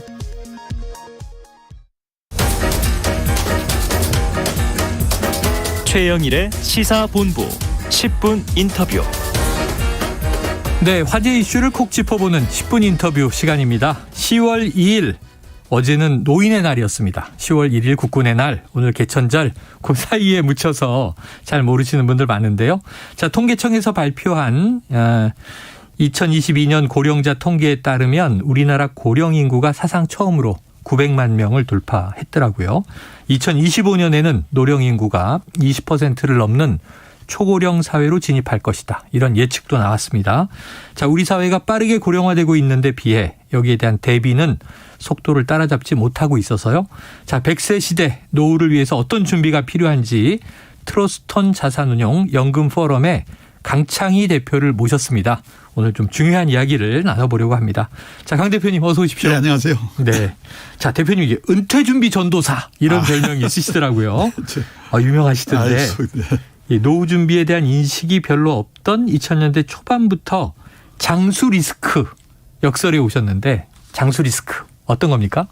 한마디로 60세, 70세에 세상 떠날 거로 생각하고 돈 다 써버렸는데 네. 100살까지 살면 그게 제가 2004년에 CEO 대상 그 동영상 강의를 할 때 네. 이 장수 리스크란 말을 하니까 사람들이 전화가 와서 그 오래 살면 축복이지 무슨 소리냐. 그랬는데 지금 20년이 안 됐는데 네. 재수 없으면 120살까지 한다고 또 그러잖아요. 아이고. 그러니까 세상이 이렇게 바뀐 네. 거죠. 어르신들 얘기가. 실제로 1980년생의 경우에 42세인데 네. 그분 중에서 100세 생존 확률이 남자가 20%고 여자가 22%이기 때문에 우리가 노후 준비를 할 때는 5명 중에 1명이 이 살 나이를 기준으로 준비를 해야 되거든요. 네네네. 그러니까 20% 생존 확률로 준비를 해야 되는데 그러니까 이 80년생 이분들은 100세까지 산다고 생각하고 준비를 해야 되죠. 이야, 80년생 기준으로 보면 100세까지 산다. 100세를 준비해야 한다. 네. 야, 우리나라 고령 인구가 지금 900만 돌파했다 말씀드렸는데요. 네. 사실 다른 나라 국민들에 비해서 좀 노후 준비가 제대로 돼 있지 않다 이런 생각이 들어요. 네. 이유는 뭡니까? 우선 이 고령화의 속도가 너무나 막 빛의 속도로 빨리 가기 때문인데 네네. 그 많이들 그러지 않습니까? 그 프랑스에서 고령화 관련해서 155년 동안에 진행된 일이 이웃나라 일본에서 35년 동안에 진행 4배, 5배 속도로 적응을 못하고 저 고생을 하고 있는데 예. 우리는 일본도 저리 가라 25년 동안에 진행이 되니까 프랑스 같은 나라는 155년 동안에 서서히 정의하면 되는데 네. 우리는 25년 동안에 뭐 여러 가지 그 노후에 관한 생각, 주택에 관한 생각, 뭐 직업에 관한 생각 이걸 빨리빨리 바꾸지 않으면 안 된다. 네네. 그 옛날에는 또 뭐 퇴직하고 나면 자녀들이 다 알아서 도와주니까 이 됐는데 지금은 그 자녀들이 안 도와주고 네. 결국 현금 선진국처럼 연금으로 살아야 되는데 그 우리는 연금제가 나중에 또 말씀드립니다만은 거의 안 돼 있거든요. 야, 예전에 그리고 갖고 있는 대로. 재산이 네. 또 우리는 80%가 부동산이기 때문에 네. 10억짜리 집이 있어도 그거 뭐 그냥 살고 있으면은 그 수입이 없으니까 소득이 안 나오죠. 예, 소득이 안 나오죠. 근데 더 중요한 거는 퇴직하고 나서 30년 40년 동안 뭐 하고 살 건가. 네. 옛날에는 퇴직하고 한 10년 남짓 살다가 뜨면 됐는데 네네. 지금은 30년 40년에 돈이 되든 일이든 취미 활동이든 자원봉사 활동이든 뭔가 해야 되는데 네. 그런 준비가 또 안 돼 있는 거. 이런 것들 문제죠. 아니 한때는 저희가 압축 고도 성장을 해서 네. 선진국이 100년 성장한 걸 우리는 막 20, 30년이 성장하니까 네, 네. 이게 사회 적응하기가 바빴는데 네. 고령화도 압축 고도 고령화군요. 네, 야, 지금 노후 3대 불안으로 예. 지금 몇 가지 얘기 또 해 주셨습니다만 네. 돈, 예. 건강, 예. 외로움 이렇게 꼽으셨어요. 예. 자, 좀 한번 자세히 풀어 주시죠. 그러니까 뭐 우리 다 생각해봐도 노후에 노후자금 네. 없으면 안 되는 거고. 네. 저도 70대 중반이 돼 보니까 네네. 부부 같이 있다가 이 아프니까 참 보통 문제가 아니더라고요. 네네. 건강이 그렇고요. 그다음에 또 옛날에는 자녀들하고 같이 살았는데 그 지금은 다 부부 둘만 살다가 나중에 혼자 되잖아요. 네. 특히 우리나라는 노인 5분 중에 한 분이 혼자 살고 계시거든요. 그러니까 이 외로움 이게 큰 문제죠. 네네. 그래서 이제 저는 이 3대 불안이 이 돈, 건강, 외로움이라는 건 다들 아시는 얘기인데 제가 이걸 굳이 말씀드리는 거는 그 대응책이랄까 최선의 해결책은 돈 버는 일이든 사회공헌 활동이든 취미 활동이든 소일거리가 있어야 된다는 뜻에서 네네네. 이 말씀을 드린 거죠. 야, 그러니까 우선 생활비가 모자라니까 네. 뭐 뭔가 일이 있어야 되고 또 생활비가 충분히 한다고 하더라도 뭔가 하지 않으면은 건강에도 문제가 되고 이게 또 외롭고 그러기 그렇죠. 때문에 그리고 가족이 아니라도 이 뭔가 이 지역사회나 새로운 유연사에서 외롭지 않게 행복을 찾는 방법을 네네. 생각해야 된다. 그래서 3대 불안이 돈, 건강, 외로움인데 최선의 해결책이 뭔가 일입니다. 그 말씀을 드리기 위해서 이제 제가 얘기한 제일 거죠. 중요한 게 네, 네. 이게 세 개가 각각도 문제지만 네. 갑자기 겹치면요. 네. 그런 일을 주변에서 많이 보는데 네. 아프시니까 경제력이 안 되면 또 고통이고 네. 돌봐줄 가족이 없으면 또 고통이고 큰일 나는 거죠. 네, 네, 네. 자, 그래서 대표님께서 지금 결국은 일이다 초점을 하나 말씀을 주셨는데 네. 대표님이 3층 연금 네. 이런 걸 강조하셔서 3층 연금 이 용어는 무슨 뜻인가요? 우리가 이제 보통 선진국이라고 하면 노후자금을 몇 억 원씩 들고 있는 나라 이렇게 다들 생각하는데 그게 아니고 세상을 떠날 때까지 최소 생활비 정도를 연금으로 받을 수 있는 나라가 선진국이거든요. 아, 그래요. 예를 들어서 이제 미국이나 일본이나 독일 같은 선진국 사람 노인들한테 당신 지금 주 수입원이 뭡니까? 이렇게 물어보면은 예, 연금입니다. 이렇게 대답하는 분이 60 내지 80%거든요. 네네네. 근데 우리나라는 주 수입원이 뭡니까 물어봤을 때 예, 연금입니다. 이렇게 대답하는 분은 학교 선생님, 공무원, 군인 이외 일부밖에 없기 때문에 22%밖에 안 되거든요. 네네. 그러면 그동안에 우리나라 노인분들은 뭘 먹고 살았나? 1980년도 같은 경우는 자녀의 도움이라고 대답한 게 72%니까 그때는 또 시대 분위기가 봉양 이렇게 얘기했죠. 그렇죠. 그런데 그게 지금 자녀의 도움이라고 대답하는 비율이 14%밖에 안 돼요. 아이고, 뚝 떨어졌네요. 이거 한 몇 년만 지나서 다시 조사하면은 내 주 수입원이 자녀의 도움입니다. 이렇게 대답하는 사람이 그 미국처럼 0.7%, 일본처럼 1.9%, 독일처럼 0.4%. 우리도 이렇게 될 거거든요. 그러니까 선진국 어느 나라도 자식이 부모의 주 생활비를 도와주는 나라가 없거든요. 네네. 그게 또 도와줄 수가 없는 게 뭐냐면 1960년 기준으로 우리나라 여성 어머니들의 평균 수명이 54세였는데 2020년 기준으로 우리나라 여성 어머니들의 평균 수명이 86세거든요. 많이 늘었네요. 32년이 늘어났거든요. 네네네. 그러니까 60년대까지만 해도 수명이 짧았기 때문에 노부모 부양 기간이 평균 5년이면 끝났는데 앞으로 100세 시대에는 25년에서 30년. 네네. 이제는 노인이 노인을 부양해야 되는 시대니까 자식도 노인인데 나를 어떻게 도와주는가. 보통 그래서 일이 아닙니다. 이제 연금 중에 우리 국민연금 1층 연금이고요. 1층 연금. 예, 그래서 이제 다 직장 생활하면 가입할 수 있지만 가정주부는 의무는 없지만 네네. 한 달에 9만 원씩만 한 30년 이미 가입하면 세상 떠날 때까지 53만 7천 원씩 받거든요. 네네. 그러면 이제 남편 거 갚으면 절대 굶을 염려 없으니까 네. 가정주부도 이미 가입 국민연금 하는 게 좋다. 예. 그리고 직장인들은 다 퇴직연금 가입하고 네. 있고 또 그걸로 모자라니까 한 달에 10만 원 20만 원으로 그걸 3층 연금이라고 하죠. 네네. 그걸로 최소 생활비 확보하는 게 100세 시대는 다른 법보다도 중요하다. 그걸 강조한 겁니다. 야, 그러니까 선진국형으로 가려면 노인이 돼서의 또 소득도 그대로 또 고민을 해야 되겠지만 우선 기본적인 기반은 연금이다. 그렇죠. 예, 선진국 연금 생활자가 한 7, 80% 돼야 된다. 네네. 그래요. 자, 이 세계 금융자산 주머니를 마련하라. 이게 지금 연금도 3층 연금 3개 말씀 주셨고요. 네네. 세계 금융자산 주머니는 뭐예요? 그러니까 이게 뭐냐면 세계 주머니를 꼭 의무적으로 마련하라는 뜻이 아니고 금융자산 관리는 세계 주머니에 나누어서 관리하라 이런 뜻이었습니다. 네네네. 첫째가 뭐냐면 생계용 주머니라고 그러는데 6개월 이내에 쓸 돈, 애들 학자금 될 건, 그 단기간에 쓸 돈, 이거는 생계용 주머니에 넣는데 그거는 언제든지 꺼낼 수 있게 예금 같은 책임져 주는 저축 상품에 넣어놔라. 그래서 저축 주머니라고 그러고요. 그다음에 또 하나는 20년, 30년 후에 내 노후에 대비해 가지고 이게 차곡차곡 모아서 가십시오. 그거는 펀드나 주식 같은 투자 상품에다. 그래서 그거는 자산 형성 주머니라고 그러는데요.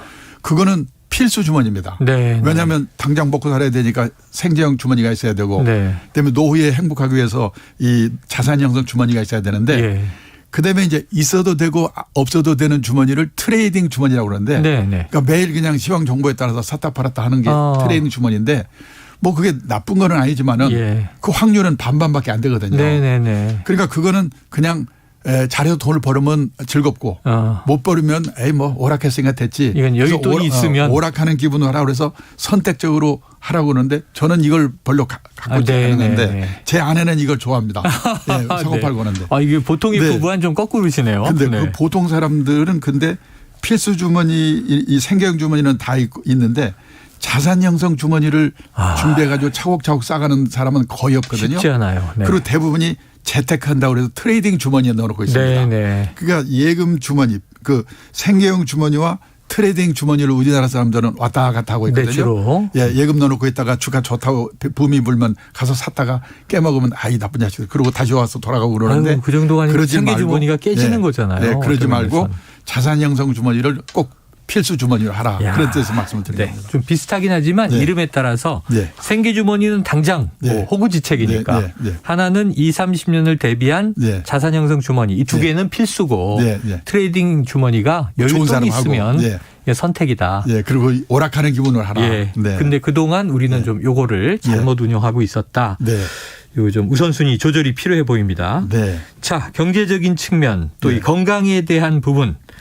이거 언뜻 생각해도 아까 말씀하신 게 저는 확 와닿았는데요. 자, 외로움을 노후 3대 불안 중 하나로 넣으셨으니까. 그럼 외로움은 좀 어떻게 우리가 대비를 해야 될까요?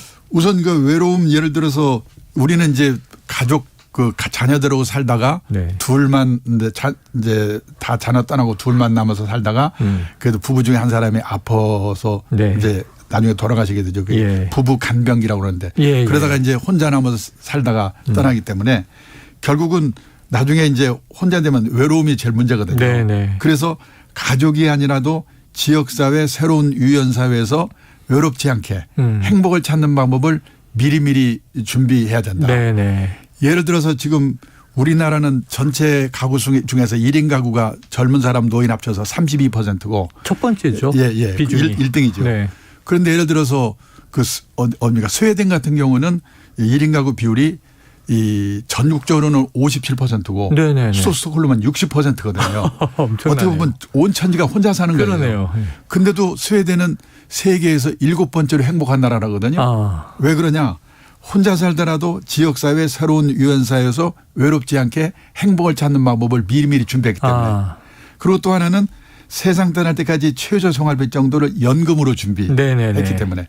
그래서 이런 준비를 외로움 그런 준비를 하라. 그리고 그런 의미에서 이제 3대 불안을 넣은 거고요. 또 하나는 이 주거 형태. 이 큰 집에 대형 아파트에 이 혼자나 둘이 살고 있으면 또 외롭거든요. 그래서 주거 문제를 또 미리미리 생각해 보시라. 그다음에 또 하나는 결국은 혼자 되니까 고독력이라 그럴까요? 예. 이 종교 생활을 한다든지 취미를 한다든지 독서를 한다든지 뭔가 자기만의 세계를 가지고 준비해야 된다. 그래서 그런 여러 가지 준비하는 방법으로 외로움에 준비하는 방법을 말씀드립니다. 외로움에도 대비해야 된다. 이게 정서적인 거지만 또 우리 삶의 존재 이유와 딱 연관이 돼 있죠. 자, 이 몇 년 전부터 직장인들 사이에 이 파이어족 꿈꾸는 분들이 굉장히 많은데 경제적 자유를 이루어서 조기에 은퇴하고 싶다 이런 거잖아요. 대표님은 이 파이어족 열풍은 어떻게 보세요? 예, 이게 이제 사실 직장 생활이 짜증나고 경제적으로도 힘드니까 그 주식이나 부동산이나 코인 같은 재테크를 해서 돈 벌어 가지고 조기 퇴직해서 자유롭게 살아보자. 뭐 이런 거는 각자 인생관이니까 뭐 각자 알아서 하는 건데 저는 문제는 파이어족의 의미를 좀 바르게 이해할 필요가 있지 않은가. 예를 들어서 미국에서 1990년대 후반에 파이어족이 이렇게 생기기 시작해가지고 2008년 금융위기 이후에 유행이 됐는데 그때 그 파이어족은 뭐냐면 이 재테크에서 뭐 그냥 돈을 왕창 버는 게 아니고 이 월급이나 이런 거를 극도로 어떤 사람은 70-80%까지 절약을 해가지고 아껴서 돈을 모아서 또 가서 회사를 관두고 나가서도 극도로 절약하는 생활을 하면서 자기가 하고 싶은 일 하자는 게 파이어족인데 우리는 재테크로 어떻게 한번 돈을 왕창 모아가지고 그다음에 이제 자유롭게 살아보자 그러는데 첫째 재테크로 그렇게 갑자기 돈 모으는 게 되냐 하는 게 문제고 또 된다고 하더라도 일이 없이 40, 50대 돼보면 제 친구나 이런 사람들 봐도 공허해지더라고요. 그래서 뭐냐면은 꼭 그 파이어족의 의미를 제대로 알 필요가 있다. 뭐냐면 자기 하고 싶은 일을 하기 위해서 이렇게 절약을 해서 돈을 모아가지고 나가서 절약에 살면서 자기 하고 싶은 일 하는 거 이게 파이어족인데 그냥 한탕 해가지고 돈을 벌어서 그걸로 자유롭게 살자는 거는 좀 문제가 있다. 이게 조금 우리나라는 파이어족이 좀 욜로족하고 헷갈려서 한번 사는 인생 하고 싶은 거 다 하자. 이거랑 좀 잘못 혼용이 된 건 아닌가 하는 대목도 듭니다. 극도의 자기 절제를 기반으로 해서 거기서 모아진 걸 가지고 자기가 가치 있다고 생각하는 것에 쓰는 거죠. 아이고, 일본에서는 신일류족 나왔을 때 주유소에서 그냥 아르바이트하고 편의점에서 아르바이트해서 취미생활에 다 투자하는 젊은이들도 생겼었죠. 그건 뭐 정말로 자기 인생관이니까 여러 가지 생각할 필요가 있죠. 하지만 좀 그걸 또 기성세대는 너무 극단적으로 사는 거 아니냐 이렇게 보기도 하고. 자, 대표님이 평생 현역이 가장 좋은 노후 대비다 강조하셨는데 평생 현역 왜 중요합니까? 첫째 평생 현역이 필요한 이유는 우리나라의 퇴직자들은 거의 제가 생각에 70-80%는 생활비가 모자라기 때문에 그렇다고 봅니다. 그 인생에서 재산이 제일 많을 때가 50대인데요.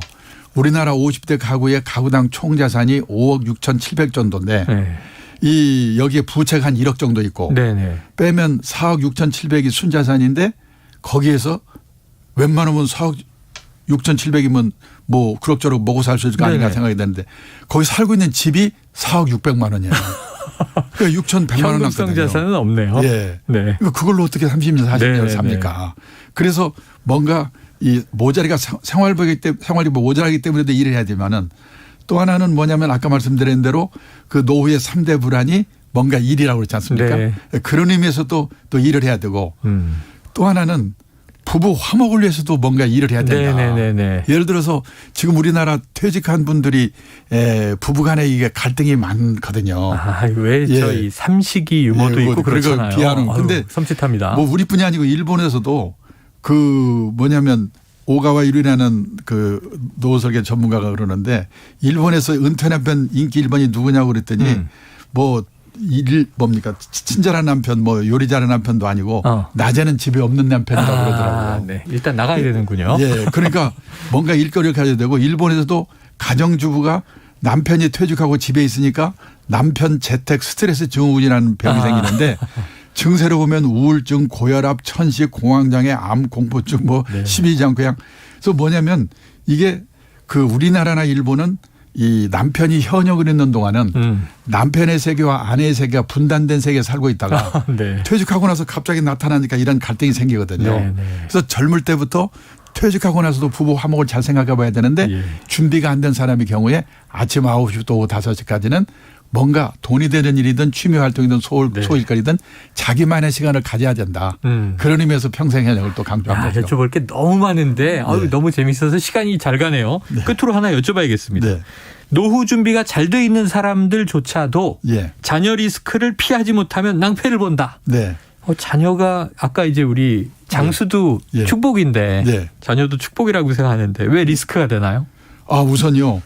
그 본인이 아무리 성공한 돈을 벌더라도 자식이 뭔가 사업에 실패해서 또는 신용불량돼서 돈과 손 내밀면 안 도와줄 수 없거든요. 그거 도와주고 이게 쪽방에 사는 분 많은데 그 우리나라에요. 캥거루가 제가 놀랐는데 20세 이상 성인 중에서 노후생활비를 부모한테 의존하고 사는 그 성인이 314만 명. 성인인데. 전체 성인의. 근데 자기가 경제생활 못하고.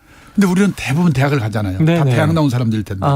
그게 이제 그래서 일본 같은 경우도 보면은 내 연금으로 살고 있는 내 새끼들 나 죽고 나면 어떡할 건가 그런 걱정하는 글들이 많거든요. 우리도 지금 그런 캥거루독이 나중에 나이 더 들고 나면 부모가 어떻게 할 건가 문제고요.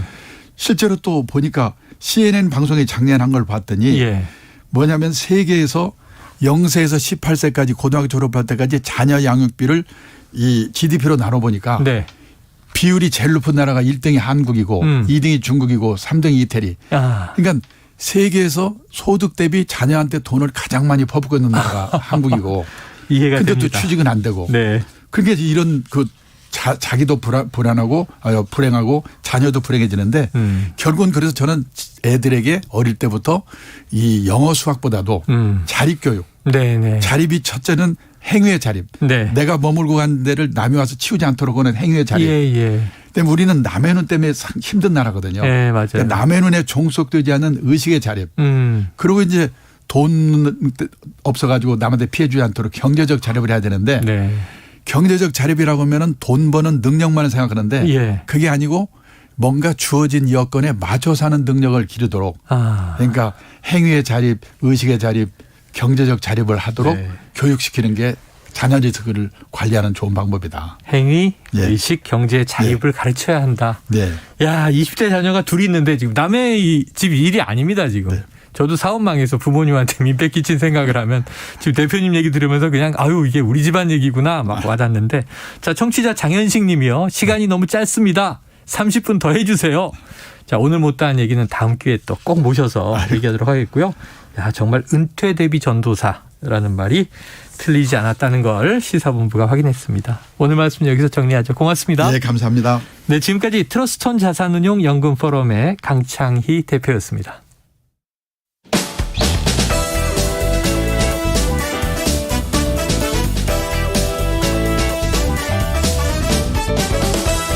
최영일의 시사본부는 여러분과 함께합니다. 짧은 문자 50원, 긴 문자 100원이 드는 샵 9730. 라디오 어플 콩과 유튜브는 무료로 참여하실 수 있습니다.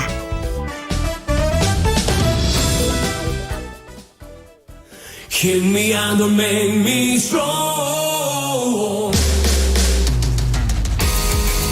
네, 매주 월요일 깊이 있는 시사 분석과 또 재미까지 동시에 잡는 코너죠. 일석이조 함께해 주실 두 분입니다.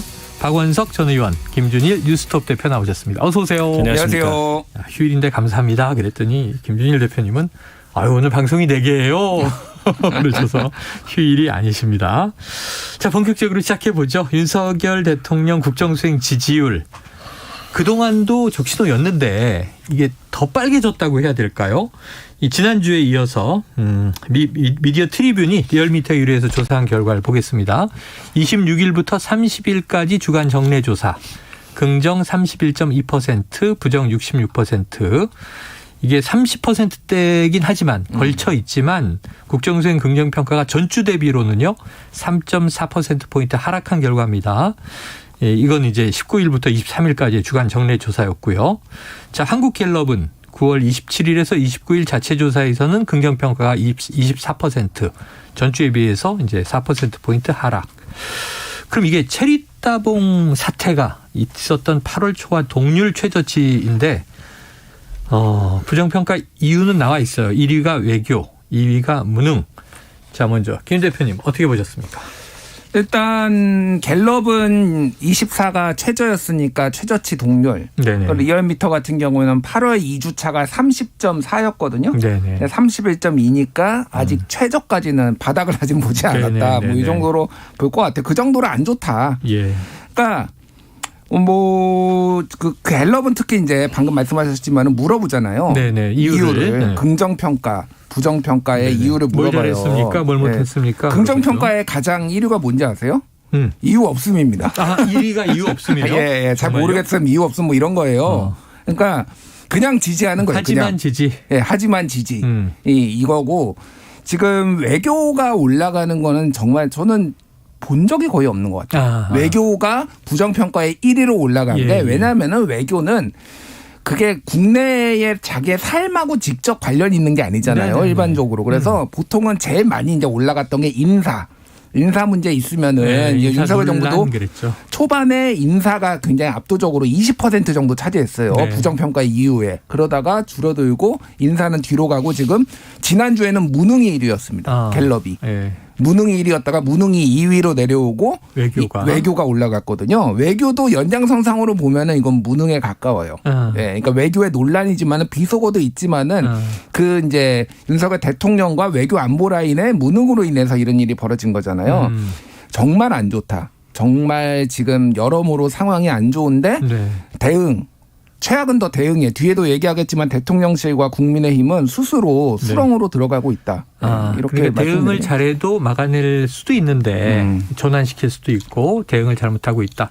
자, 지금 여론조사 뭐 2개가 인용됐으니까요. 자세한 내용은 중앙선거여론조사 심의위원회 홈페이지를 참조하시면 되고요.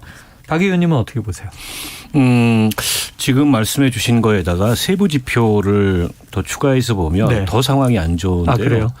일단 연령대별 지지율을 보면 전 연령대에서 부정평가 응답이 더 높았고요. 어떻게 보면 그동안에 낮은 지지율이나마 이게 이 떠받치고 있었던 고령층에서도 부정평가가 더 우세하게 나왔어요. 세대별로. 70대 같은 경우에 긍정평가가 46%가 나오고 부정평가 50% 넘었고요. 지역별로 봐도 어떻게 되면 이 정부의 핵심 지지층이 모여있는 TK 지역에서도 월등히 부정평가가 높게 나왔습니다.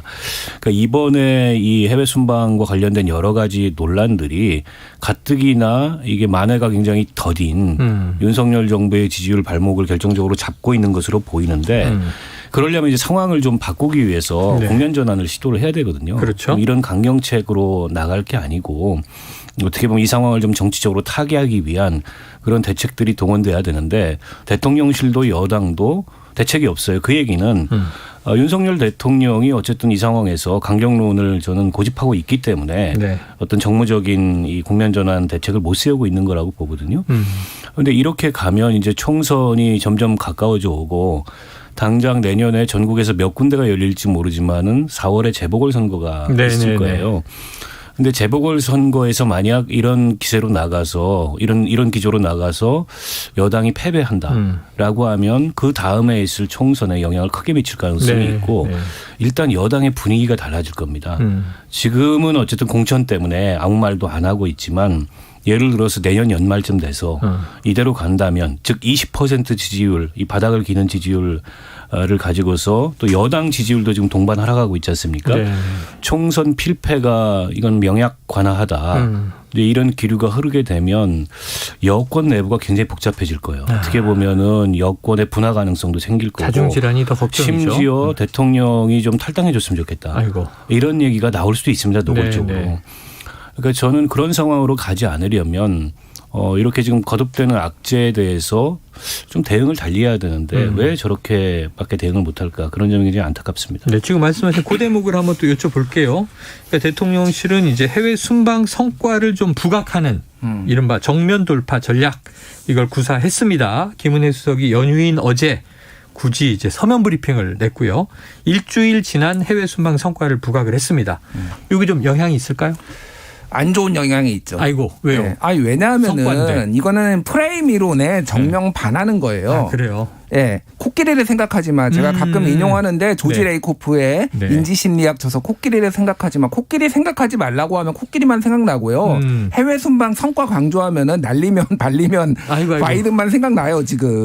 이미 정부가 무능했다라는 게 지금 하나씩 다 드러나고 있잖아요. 요즘 최근에 언론 보도 보면은 외교부에서 미국의 로비업체 의회 로비업체 5군데 썼는데 아무도 인플레이션 감축법 통과하는 거 못 알아내고 네네. 예산 로비하라고 5억 원 책정됐는데 한 푼도 안 쓰고 그리고 주미 한국 대사관이 이미 윤석열 대통령한테 보고해서 낸시 펠로시 하원 의장 왔을 때 이거 참고할 만한 내용이었는데 안 만나고 아예 의견도 전달하지 않고 이런 무능들 거기에서 뒤에 이제 여론 안 좋아하니까 밀려가 가지고 조급하게 한미 정상회담했다가 48초 만나고 거기에서 궁시렁 추정키로 궁시렁 내려와서 대다가 그거 잡히고 뭐 이런 일련의 과정들이 그냥 외교는 얘기를 안 하는 게 좋습니다. 지금 무슨 순방 성과가 예를 들면 미국이 한미 인플레이션 감축법 이제 안 하겠습니다. 네. 한국은 전향적으로 다 넣어주겠습니다. 이 정도가 나오면 성과라고 볼 수 있죠. 네. 근데 그거 아니면은 지금 왜 이런 거를 왜 하나요? 이게 그러니까 수렁으로 들어가는 거예요. 그러니까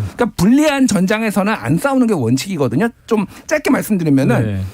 이순신이 23전 23승 아니면 네네. 45전 40승 5무 이렇게 전문가마다 다른데 이순신 장군이 위대하고 훌륭한데 가장 모든 그러니까 전투에서 패배를 한 번도 안 한 이유가 있어요. 불리한 전장에서는 절대 안 싸웁니다. 네. 그러니까 영화 한산 보면은 견내랑에서 거기서 싸우면은 네, 그래서 끌어내잖아요. 그래서 본인이 유리한 전장에서 싸우거든요. 인내의 전략이잖아요. 인내의 전략이에요. 지금 원군 같은 정치를 하고 있어요. 왜 무덤으로 들어갑니까? 네, 이게 당까지 지금 집단으로 그렇게 다 들어가면 이 전장은 아예 싸우면 안 되는 전장이에요. 지금. 이게 굉장히 중요한 전략적인 조언을 하고 있는. 정부 여당에 들어가서 해주세요. 말을 안 그분이 다른 사람 말을 안 듣는데요. 예. 왜냐하면 잘해야 되니까. 자, 그래요. 자, 박원석 의원님. 이게 사실은 그래도 외교 성과가 영국 이 정부에서 한국 국민들에게 감동했다. 조문해줘서 감사하다. 그래서 조문 취소 논란은 대략 영국 쪽에서는 별 영향 없다. 미국 쪽에서도 비속어 논란 우린 개의치 않는다. 윤 대통령 신뢰한다. 그러면서 그것도 좀 이제 미국 입장에서는 일단락. 자, 그런데 국제기자연맹이요. 윤 대통령 비속어 논란을 최초 보도한 MBC에 대한 여당의 형사고발은 언론 자유 침해다. 이런 입장을 발표하는 바람에 이게 외신이 또 개입이 된 거 아닌가 싶어요. 그러니까 앞서 영국 대사가 했던 얘기나 또 백악관의 반응은 다분히 외교적인 거죠. 네네네. 이게 한마이크에서 한 발언을 가지고 공식적으로 외교상 문제를 삼는 경우는 없어요. 그리고 자국 내 정치인들도 그런 실수를 많이 하기 때문에 그런 맥락에서 얘기를 한 거고 영국 정부도 마찬가지죠. 물론 일부 이제 조문을 못함으로써 그쪽 프로토콜에 맞지 않는 모습을 보였지만 그렇다고 한국 대통령이 거기까지 온 거를 감사하다고 안 할 외교관이 어디 계십니까? 그렇게 이해하시면 될 것 같고 근데 이 언론의 자유 문제는 달라요. 제가 지난주에 이 방송인가 어느 방송에서 그 얘기를 했어요. 네네. 이대로 계속 MBC에 대한 이렇게 마녀사냥식의 대응을 한다면 국내 언론 현업단체들만이 아니고 이제 국제 언론단체들이 비난 성명이 나올 거다. 네네네. 정확히 지금 일주일 만에 나온 거 아닙니까?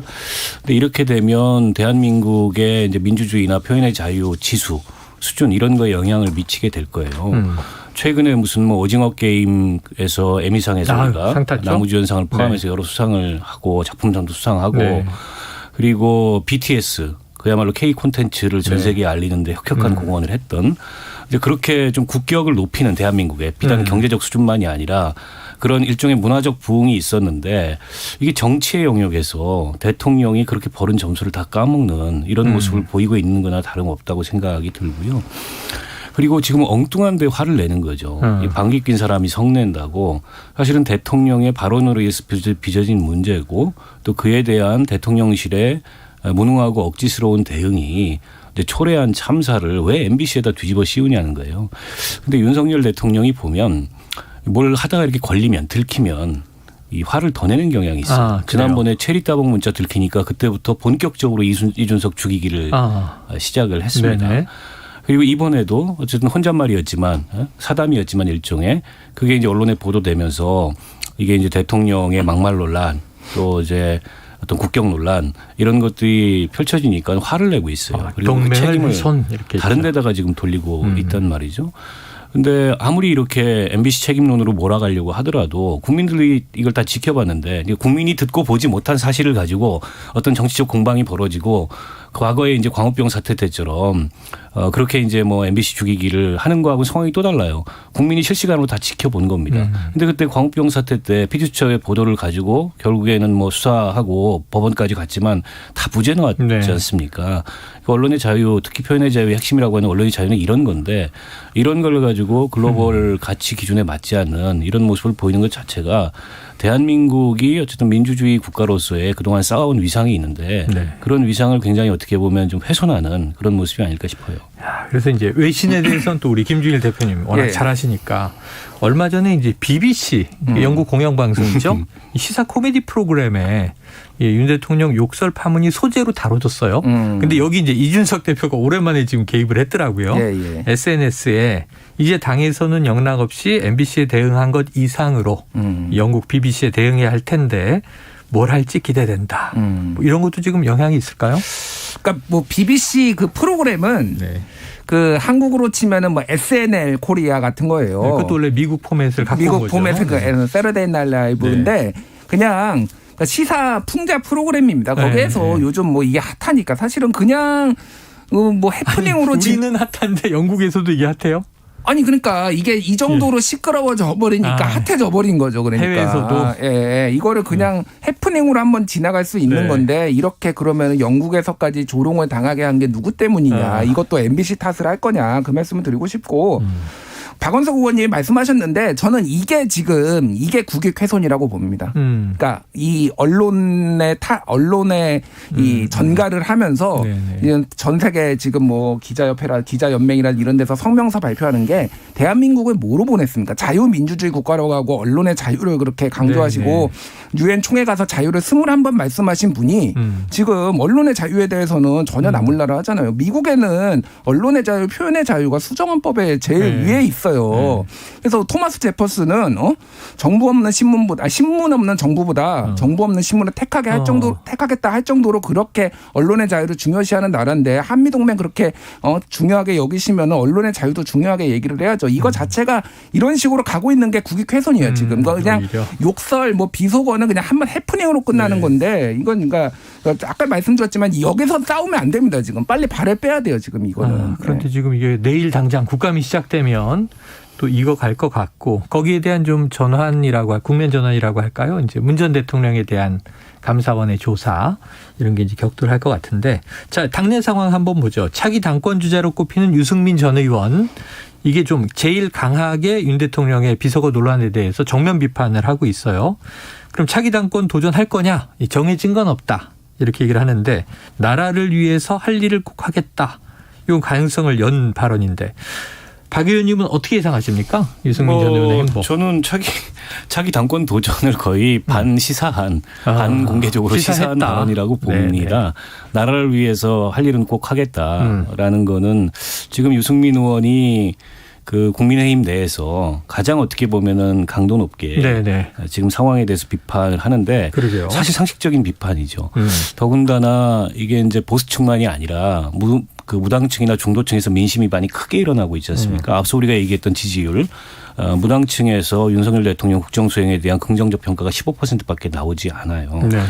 그런 것들이 어디 가서 이제 담길 데가 없는 거죠. 그리고 보수층 민심 위반도 일어나고 있는 상황에서 어떻게 보면은 유승민 의원 같은 경우에는 그런 무조건적인 친윤 입장이 아닌 그야말로 개혁 보수, 건강하고 건전하고 상식적인 보수의 입장에 서서 지금 일어나고 있는 민심 위반을 내가 나서서 한번 담아보겠다.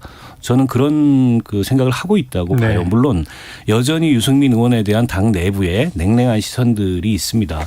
특히 이제 뭐 의원들 같은 경우에도 그렇고 그다음에 이제 경쟁 당권 주자들 같은 경우에 벌써부터 굉장히 강하게 견제를 하고 있고 TK 보수의 본산이라고 할 수 있는 과거에 이제 가졌던 배신자 그런 이미지 이게 이제 불식되지 않고 있는데 최근 나오는 여론조사 수치들을 보면 그런 것에도 일정한 변화가 일어나고 있어요. TK나 보수층에서 유승민 의원에 대한 지지도가 높아지는 건 네.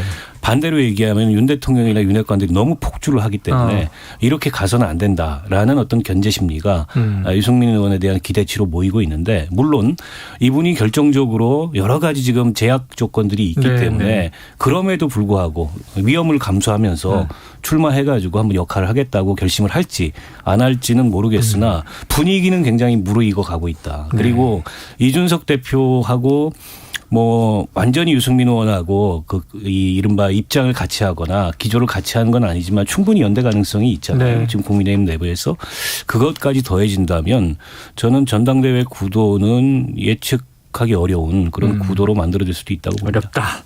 알겠습니다. 짧게 말씀드릴게요. 전제 조건이 필요해요. 전제. 하나는 다자구도가 돼야 됩니다. 국민의힘 다자구도가 이를테면은 뭐 김기현, 안철수, 나경원, 유승민 3자구도, 3자구도 이상. 그래야지만 왜냐면은 한 70% 이상이 당권 좀 더 윤석열 대통령 쪽에 당에서는 쏠려 있거든요. 그래서 갈라졌을 때 이제 가능성이 있고 또 하나는 박원석 의원님이 얘기하셨는데 이준석, 유승민 같이 손을 잡고 해야지만 유의미한 표가 나올 수가 있어요. 네네네. 그래서 이준석 대표가 계속 당원 가입해라. 뭐 네네네네. 오늘은 당원 가입하기 좋나 이게 이제 전에도 말씀드린 장기전을 보고 지금 한 거였거든요. 그게 이제 이번에 붙을지 안 붙을지는 이제 봐야 되는 거고. 그래서 지금 뭐 징계 뒤에 얘기를 하겠지만은 이준석 대표 징계가 지금 당원권 정지 쪽으로 간 이유가 이준석이 신당 창당할까 봐. 그러면은 이게 왜냐면 제명을 하면은 명분이 생겨버리거든요. 그냥 나가서 할 수 있게. 그러니까 이게 후폭풍이 들어서 오히려 약간 그런 기류까지 지금 같이 있어서 그 징계까지 사실 봐야 돼 이거 지금 어떻게 돼. 요 당권 투쟁은. 알겠습니다. 자, 박원석 전 의원이 이제 무당층 15%다 이렇게 언급을 하셨는데 숫자를 이거 아까 얘기한 갤럽 조사에 나와 있는 그 내용이기 때문에 이제 이 고지는 드린 것으로 이해하시면 될 것 같습니다. 자, 내일부터 국정감사 이제 10월 달 3주 동안 이어지잖아요. 근데 이슈가 계속 늘어났어요. 애초에 이게 민생 국감돼야 된다고 얘기를 했는데 저 보세요. 이게 해외 순방 전에도 벌써 무슨 그 영빈관 신축 비용 이런 거 나와서 또 이제 관저 뭐 수의계약 논란. 지금 민주당은 김건희 특검법 발의한 상황이지 않습니까? 근데 지금 이재명 대표 관련 또 수사들이 확 밀고 들어왔잖아요. 여기에 지금 이 외교 참사냐 아니냐 비속어 논란 터졌죠.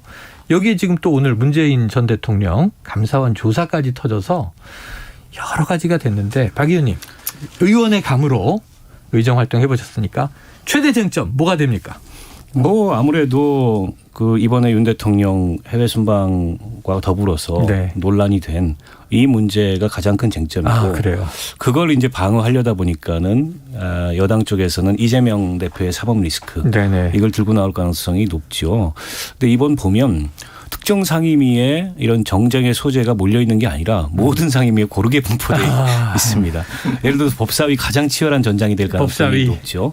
그다음에 과방위 같은데 과방위 특히 방송 문제를 둘러싸고 어마어마하게 치열할 가능성이 굉장히 높습니다. 있고. 그리고 외통위는 거의 아마 거부권을 행사함으로 인해서 장관한테 묻지 않겠다. 장관의 답변 듣지 않겠다. 이런 일이 벌어질 가능성이 굉장히 높고요. 원래는 외통위 같은 데는 별로 쟁점이 없는데요. 국감 때. 그리고 해외 국감을 가기 때문에 그렇죠. 거기는 여야가 굉장히 다정하게 국감을 하는 대표적인 상임위인데 여기가 지금 최전선에 서게 생겼어요. 그러네요. 그런데다가 나머지 상임위들도 줄줄이 다 인플레이션 감축법 그럼 산자위 이런 데서 그렇죠. 게다가 운영위 같은 경우에 운영위도 거의 전장을 발붙게 할 가능성이 높습니다. 특히 대통령실 이전 비용 관련해서 야당이 제기하는 것과 여당이 주장하는 게 너무 다르기 때문에 그래서 이번 국감이 치열하긴 한데 국민들 입장에서는 뭔가 남는 게 있는 국정감사일까. 더군다나 지금 경제 상황, 뭐 환율, 물가 한 치 앞을 내다보기 어려운 그런 상황에 놓여 있고 이게 그냥 일시적인 위기가 아니라 우리 산업과 경제 구조의 어떤 구조적인 문제하고 맞물린 이런 도전이거든요. 근데 과연 그런 데 대해서 얼마나 생산적인 이 정책 질의와 응답이 국감에서 오갈까 굉장히 걱정되고요. 제가 이제 여당 쪽에 드리고 싶은 말씀은 이런 거예요. 대한민국 정치에서 야당이 승리하는 경우는 없어요. 여당이 패배하는 경우만 있는 겁니다. 그 얘기는 뭐냐면 국정 책임의 무게가 다릅니다. 어떤 경우에도 뭐 야당이 잘해서 야당이 점수를 따고 야당이 승리하는 게 아니라 모든 경우에 여당이 실책을 저지르고 여당이 방어를 잘못하고 여당이 국민들로부터 여론의 어떤 비판을 초래해서 발생하는 문제예요. 근데 이게 마치 책임의 크기가 똑같은 것처럼 우리도 같이 공방을 벌이면 그만큼 야당도 면을 깎고 또 야당 대표의 그런 지위도 우리가 훼손시키고 이럴 수 있다고 생각하는데 그 착각이죠. 길게 보면 결국에는 제가 앞서 말씀드린 격언처럼 대한민국 정치에서 야당의 승리, 야당의 실패 같은 건 없습니다. 무조건 여당의 승리고 여당의 실패인 거죠. 야, 중요한 말씀이시네요. 그런데 지금 얘기 듣자마자 저는 야, 앞으로 3주 동안 시사본부 어떡하지? 매일 온갖 상임위에서 이슈와 뉴스가 터져 나올 텐데. 몇 개 빼먹으셨는데 교육위원회 김건희 여사 논문 교육위. 표절 문제 있을 테고요. 그 국방위에서는 서해 공무원 피살 사건 그리고 탈북어민 북송 사건 이거 있을 때고 뭐 기재위 같은 경우에는 뭐 지금 나라경제관 이나119 정무위원회는 지금 론스타 누가 책임질 거냐 이거 있을 테고 지금 뭐 문화체육관광위에서는 청와대 개방 관련 수의계약 뭐 이런 걸로 또 붙을 때고 지금 전장이 한두 군데가 그냥 전쟁입니다. 전쟁. 전방위네 전방위. 자 여기서 그냥 끝으로 하나 그럼 김준일 대표님께 여쭤볼게요. 이 와중에 아까 여당의 패배만 있을 뿐 야당의 승리는 없다. 이거 와닿는데요. 근데 이 여당이 지금 한번 확 시도해 보려는 게 이번 국정감사가 지난해 정부 역할에 대한 견제와 감시다 보니까 윤석열 정부는 올해 출범했단 말이에요. 그럼 이 문재인 정부 전 정권의 이 실정 탓에 우리가 고생하는 거다라고 받아치기 하려고 지금 시도하는 장면들이 나오는 거 아니에요? 뭐 이를테면 지금 감사원에 대한 뭐 문재인 대통령에 대한 감사원 조사 있고 지금 뭐 성남 FC 관련해서 지금 뭐 공소장에 이재명이 공모한 것으로 현 보인다. 대표 전 대통령. 뭐 이렇게 하는 건데 그러니까 사람들은 지나간 정권에 대해서 관대합니다.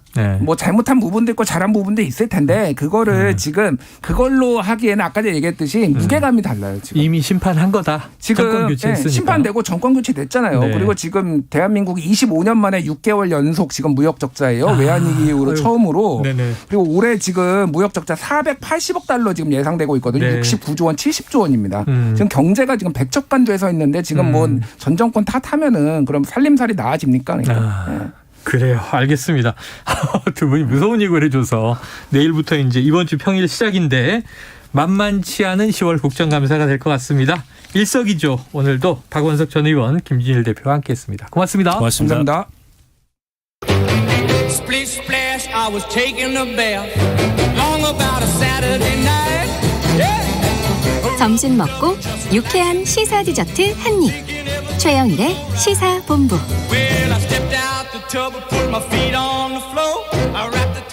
네, 시사본부 매일 이 시간 청취자분들께 드리는 깜짝 간식 선물이 있습니다. 오늘도 준비되어 있습니다. 컵라면과 바나나 우유. 자, 코너 들으시면서 문자로 의견 주시는 분들에게 저희가 쏠 거고요. 짧은 문자 50원, 긴 문자 100원이 드는 샵 9730으로 의견 많이 보내주시기 바랍니다. 자, 월요일 문희정 국제시사평론가와 함께하는 국제본부 시간입니다. 나와 계십니다. 어서 오세요. 네, 안녕하세요.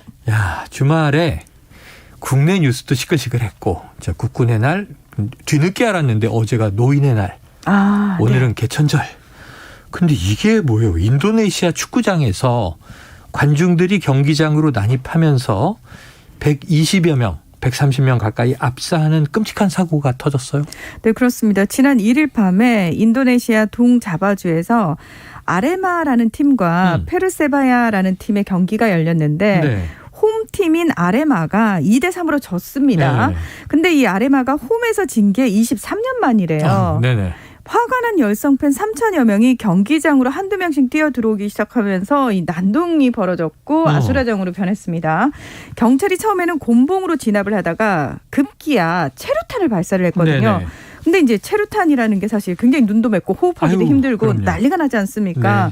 그러니까 패닉에 빠진 관중들이 탈출하기 위해서 출구로 몰리면서 넘어지고 깔리거나 호흡곤란의 상황이 발생을 한 겁니다. 네. 자, 이 사고로 이제 그 당시만 해도 뭐 174명 숨졌다 이런 얘기 나왔는데 이 정도로 지금 당국이 정확한 수치도 집계를 못하고 있습니다.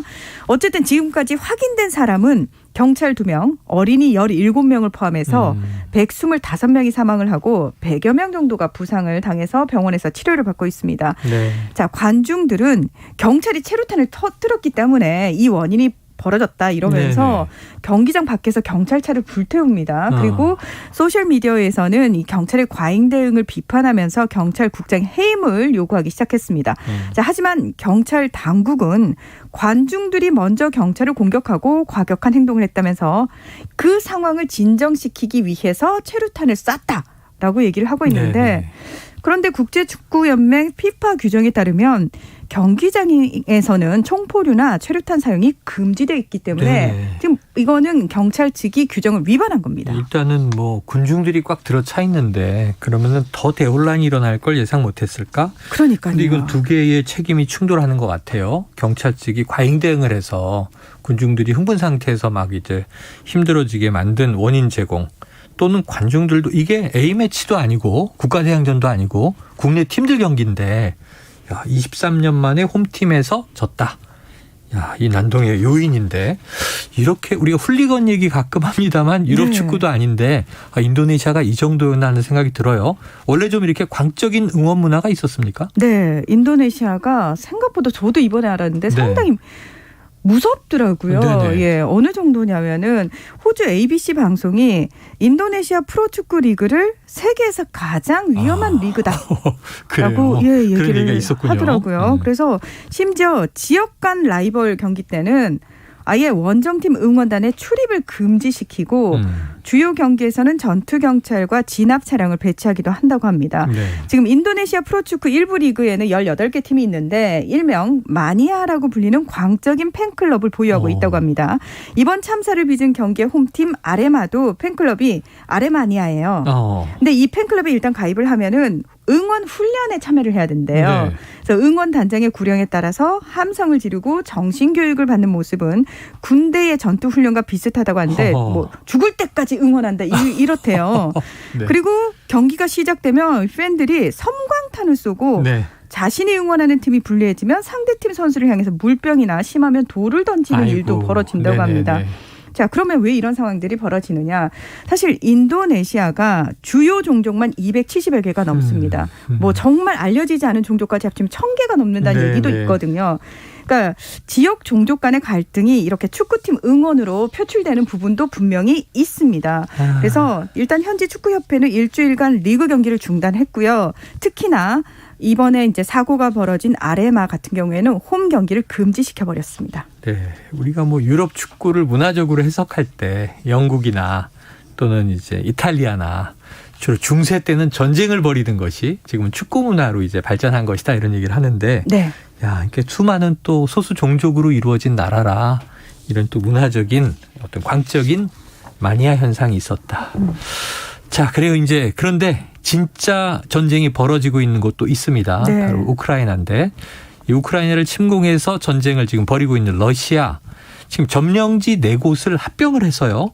지금 러시아 영토로 편입을 시킨 거죠? 그렇습니다. 그러니까 지난달 23일부터 27일까지 그 점령지에서 주민 투표를 했습니다. 투표를 했더라고요. 뭐 예상대로 90% 안팎의 압도적인 찬성률이 나왔는데 뭐 처음부터 결과는 정해져 있었거든요. 왜냐하면은 어차피 전쟁 중에 러시아군이 밀고 들어오면 대다수 주민들은 피난을 가지 않겠습니까? 결국 친러시아계 주민들만 남아있는 상황에서 그들을 향해서 물어보면 당연히 압도적으로 찬성률이 나올 수밖에 없는. 러시아가 되고 싶다. 그럼요. 거기다가 이 군인들이 투표 과정에서 집집마다 돌아다니면서 이 투표를 강요했다거나 또는 비밀 투표가 전혀 보장되지 않았다 이런 얘기도 나오고 있거든요. 자, 이렇게 압도적인 결과를 바탕으로 29일에 푸틴 대통령이 이 헤르손주와 자포리자주를 독립국으로 선언을 했습니다. 자, 4곳에서 벌어졌는데 2곳을 독립국으로 선언을 했고 나머지 2곳이 어디냐면 동부인 돈바스, 도네츠크주와 루안스크주거든요. 여기는 애초에 또 독립선언 해놨잖아요. 그렇습니다. 이미 그 침공하기 전에 했죠. 자, 그리고 그 다음 날 이 4개 주에 대한 병합 조약 체결식을 진행을 하면서 러시아의 새로운 4개 지역이 생겼다. 이제 러시아의 지역이기 때문에 모든 수단을 동원해서 영토를 지키겠다라고 얘기를 했는데 2014년에 러시아가 우크라이나의 크림반도를 강제 병합할 때 딱 이 방식이었습니다. 맞아요. 그림이 뭐 기시감이 좀 있다 했더니 2014년의 재판입니다. 그러니까 이번에 이제 어찌 보면 점령 지역 4군데를 사전엔 2군데는 뭐 독립국처럼 해놓고 2군데를 더 추가로 독립시키고 이 독립된 4군데를 묶어서 이제 러시아와 병합을 한다. 네.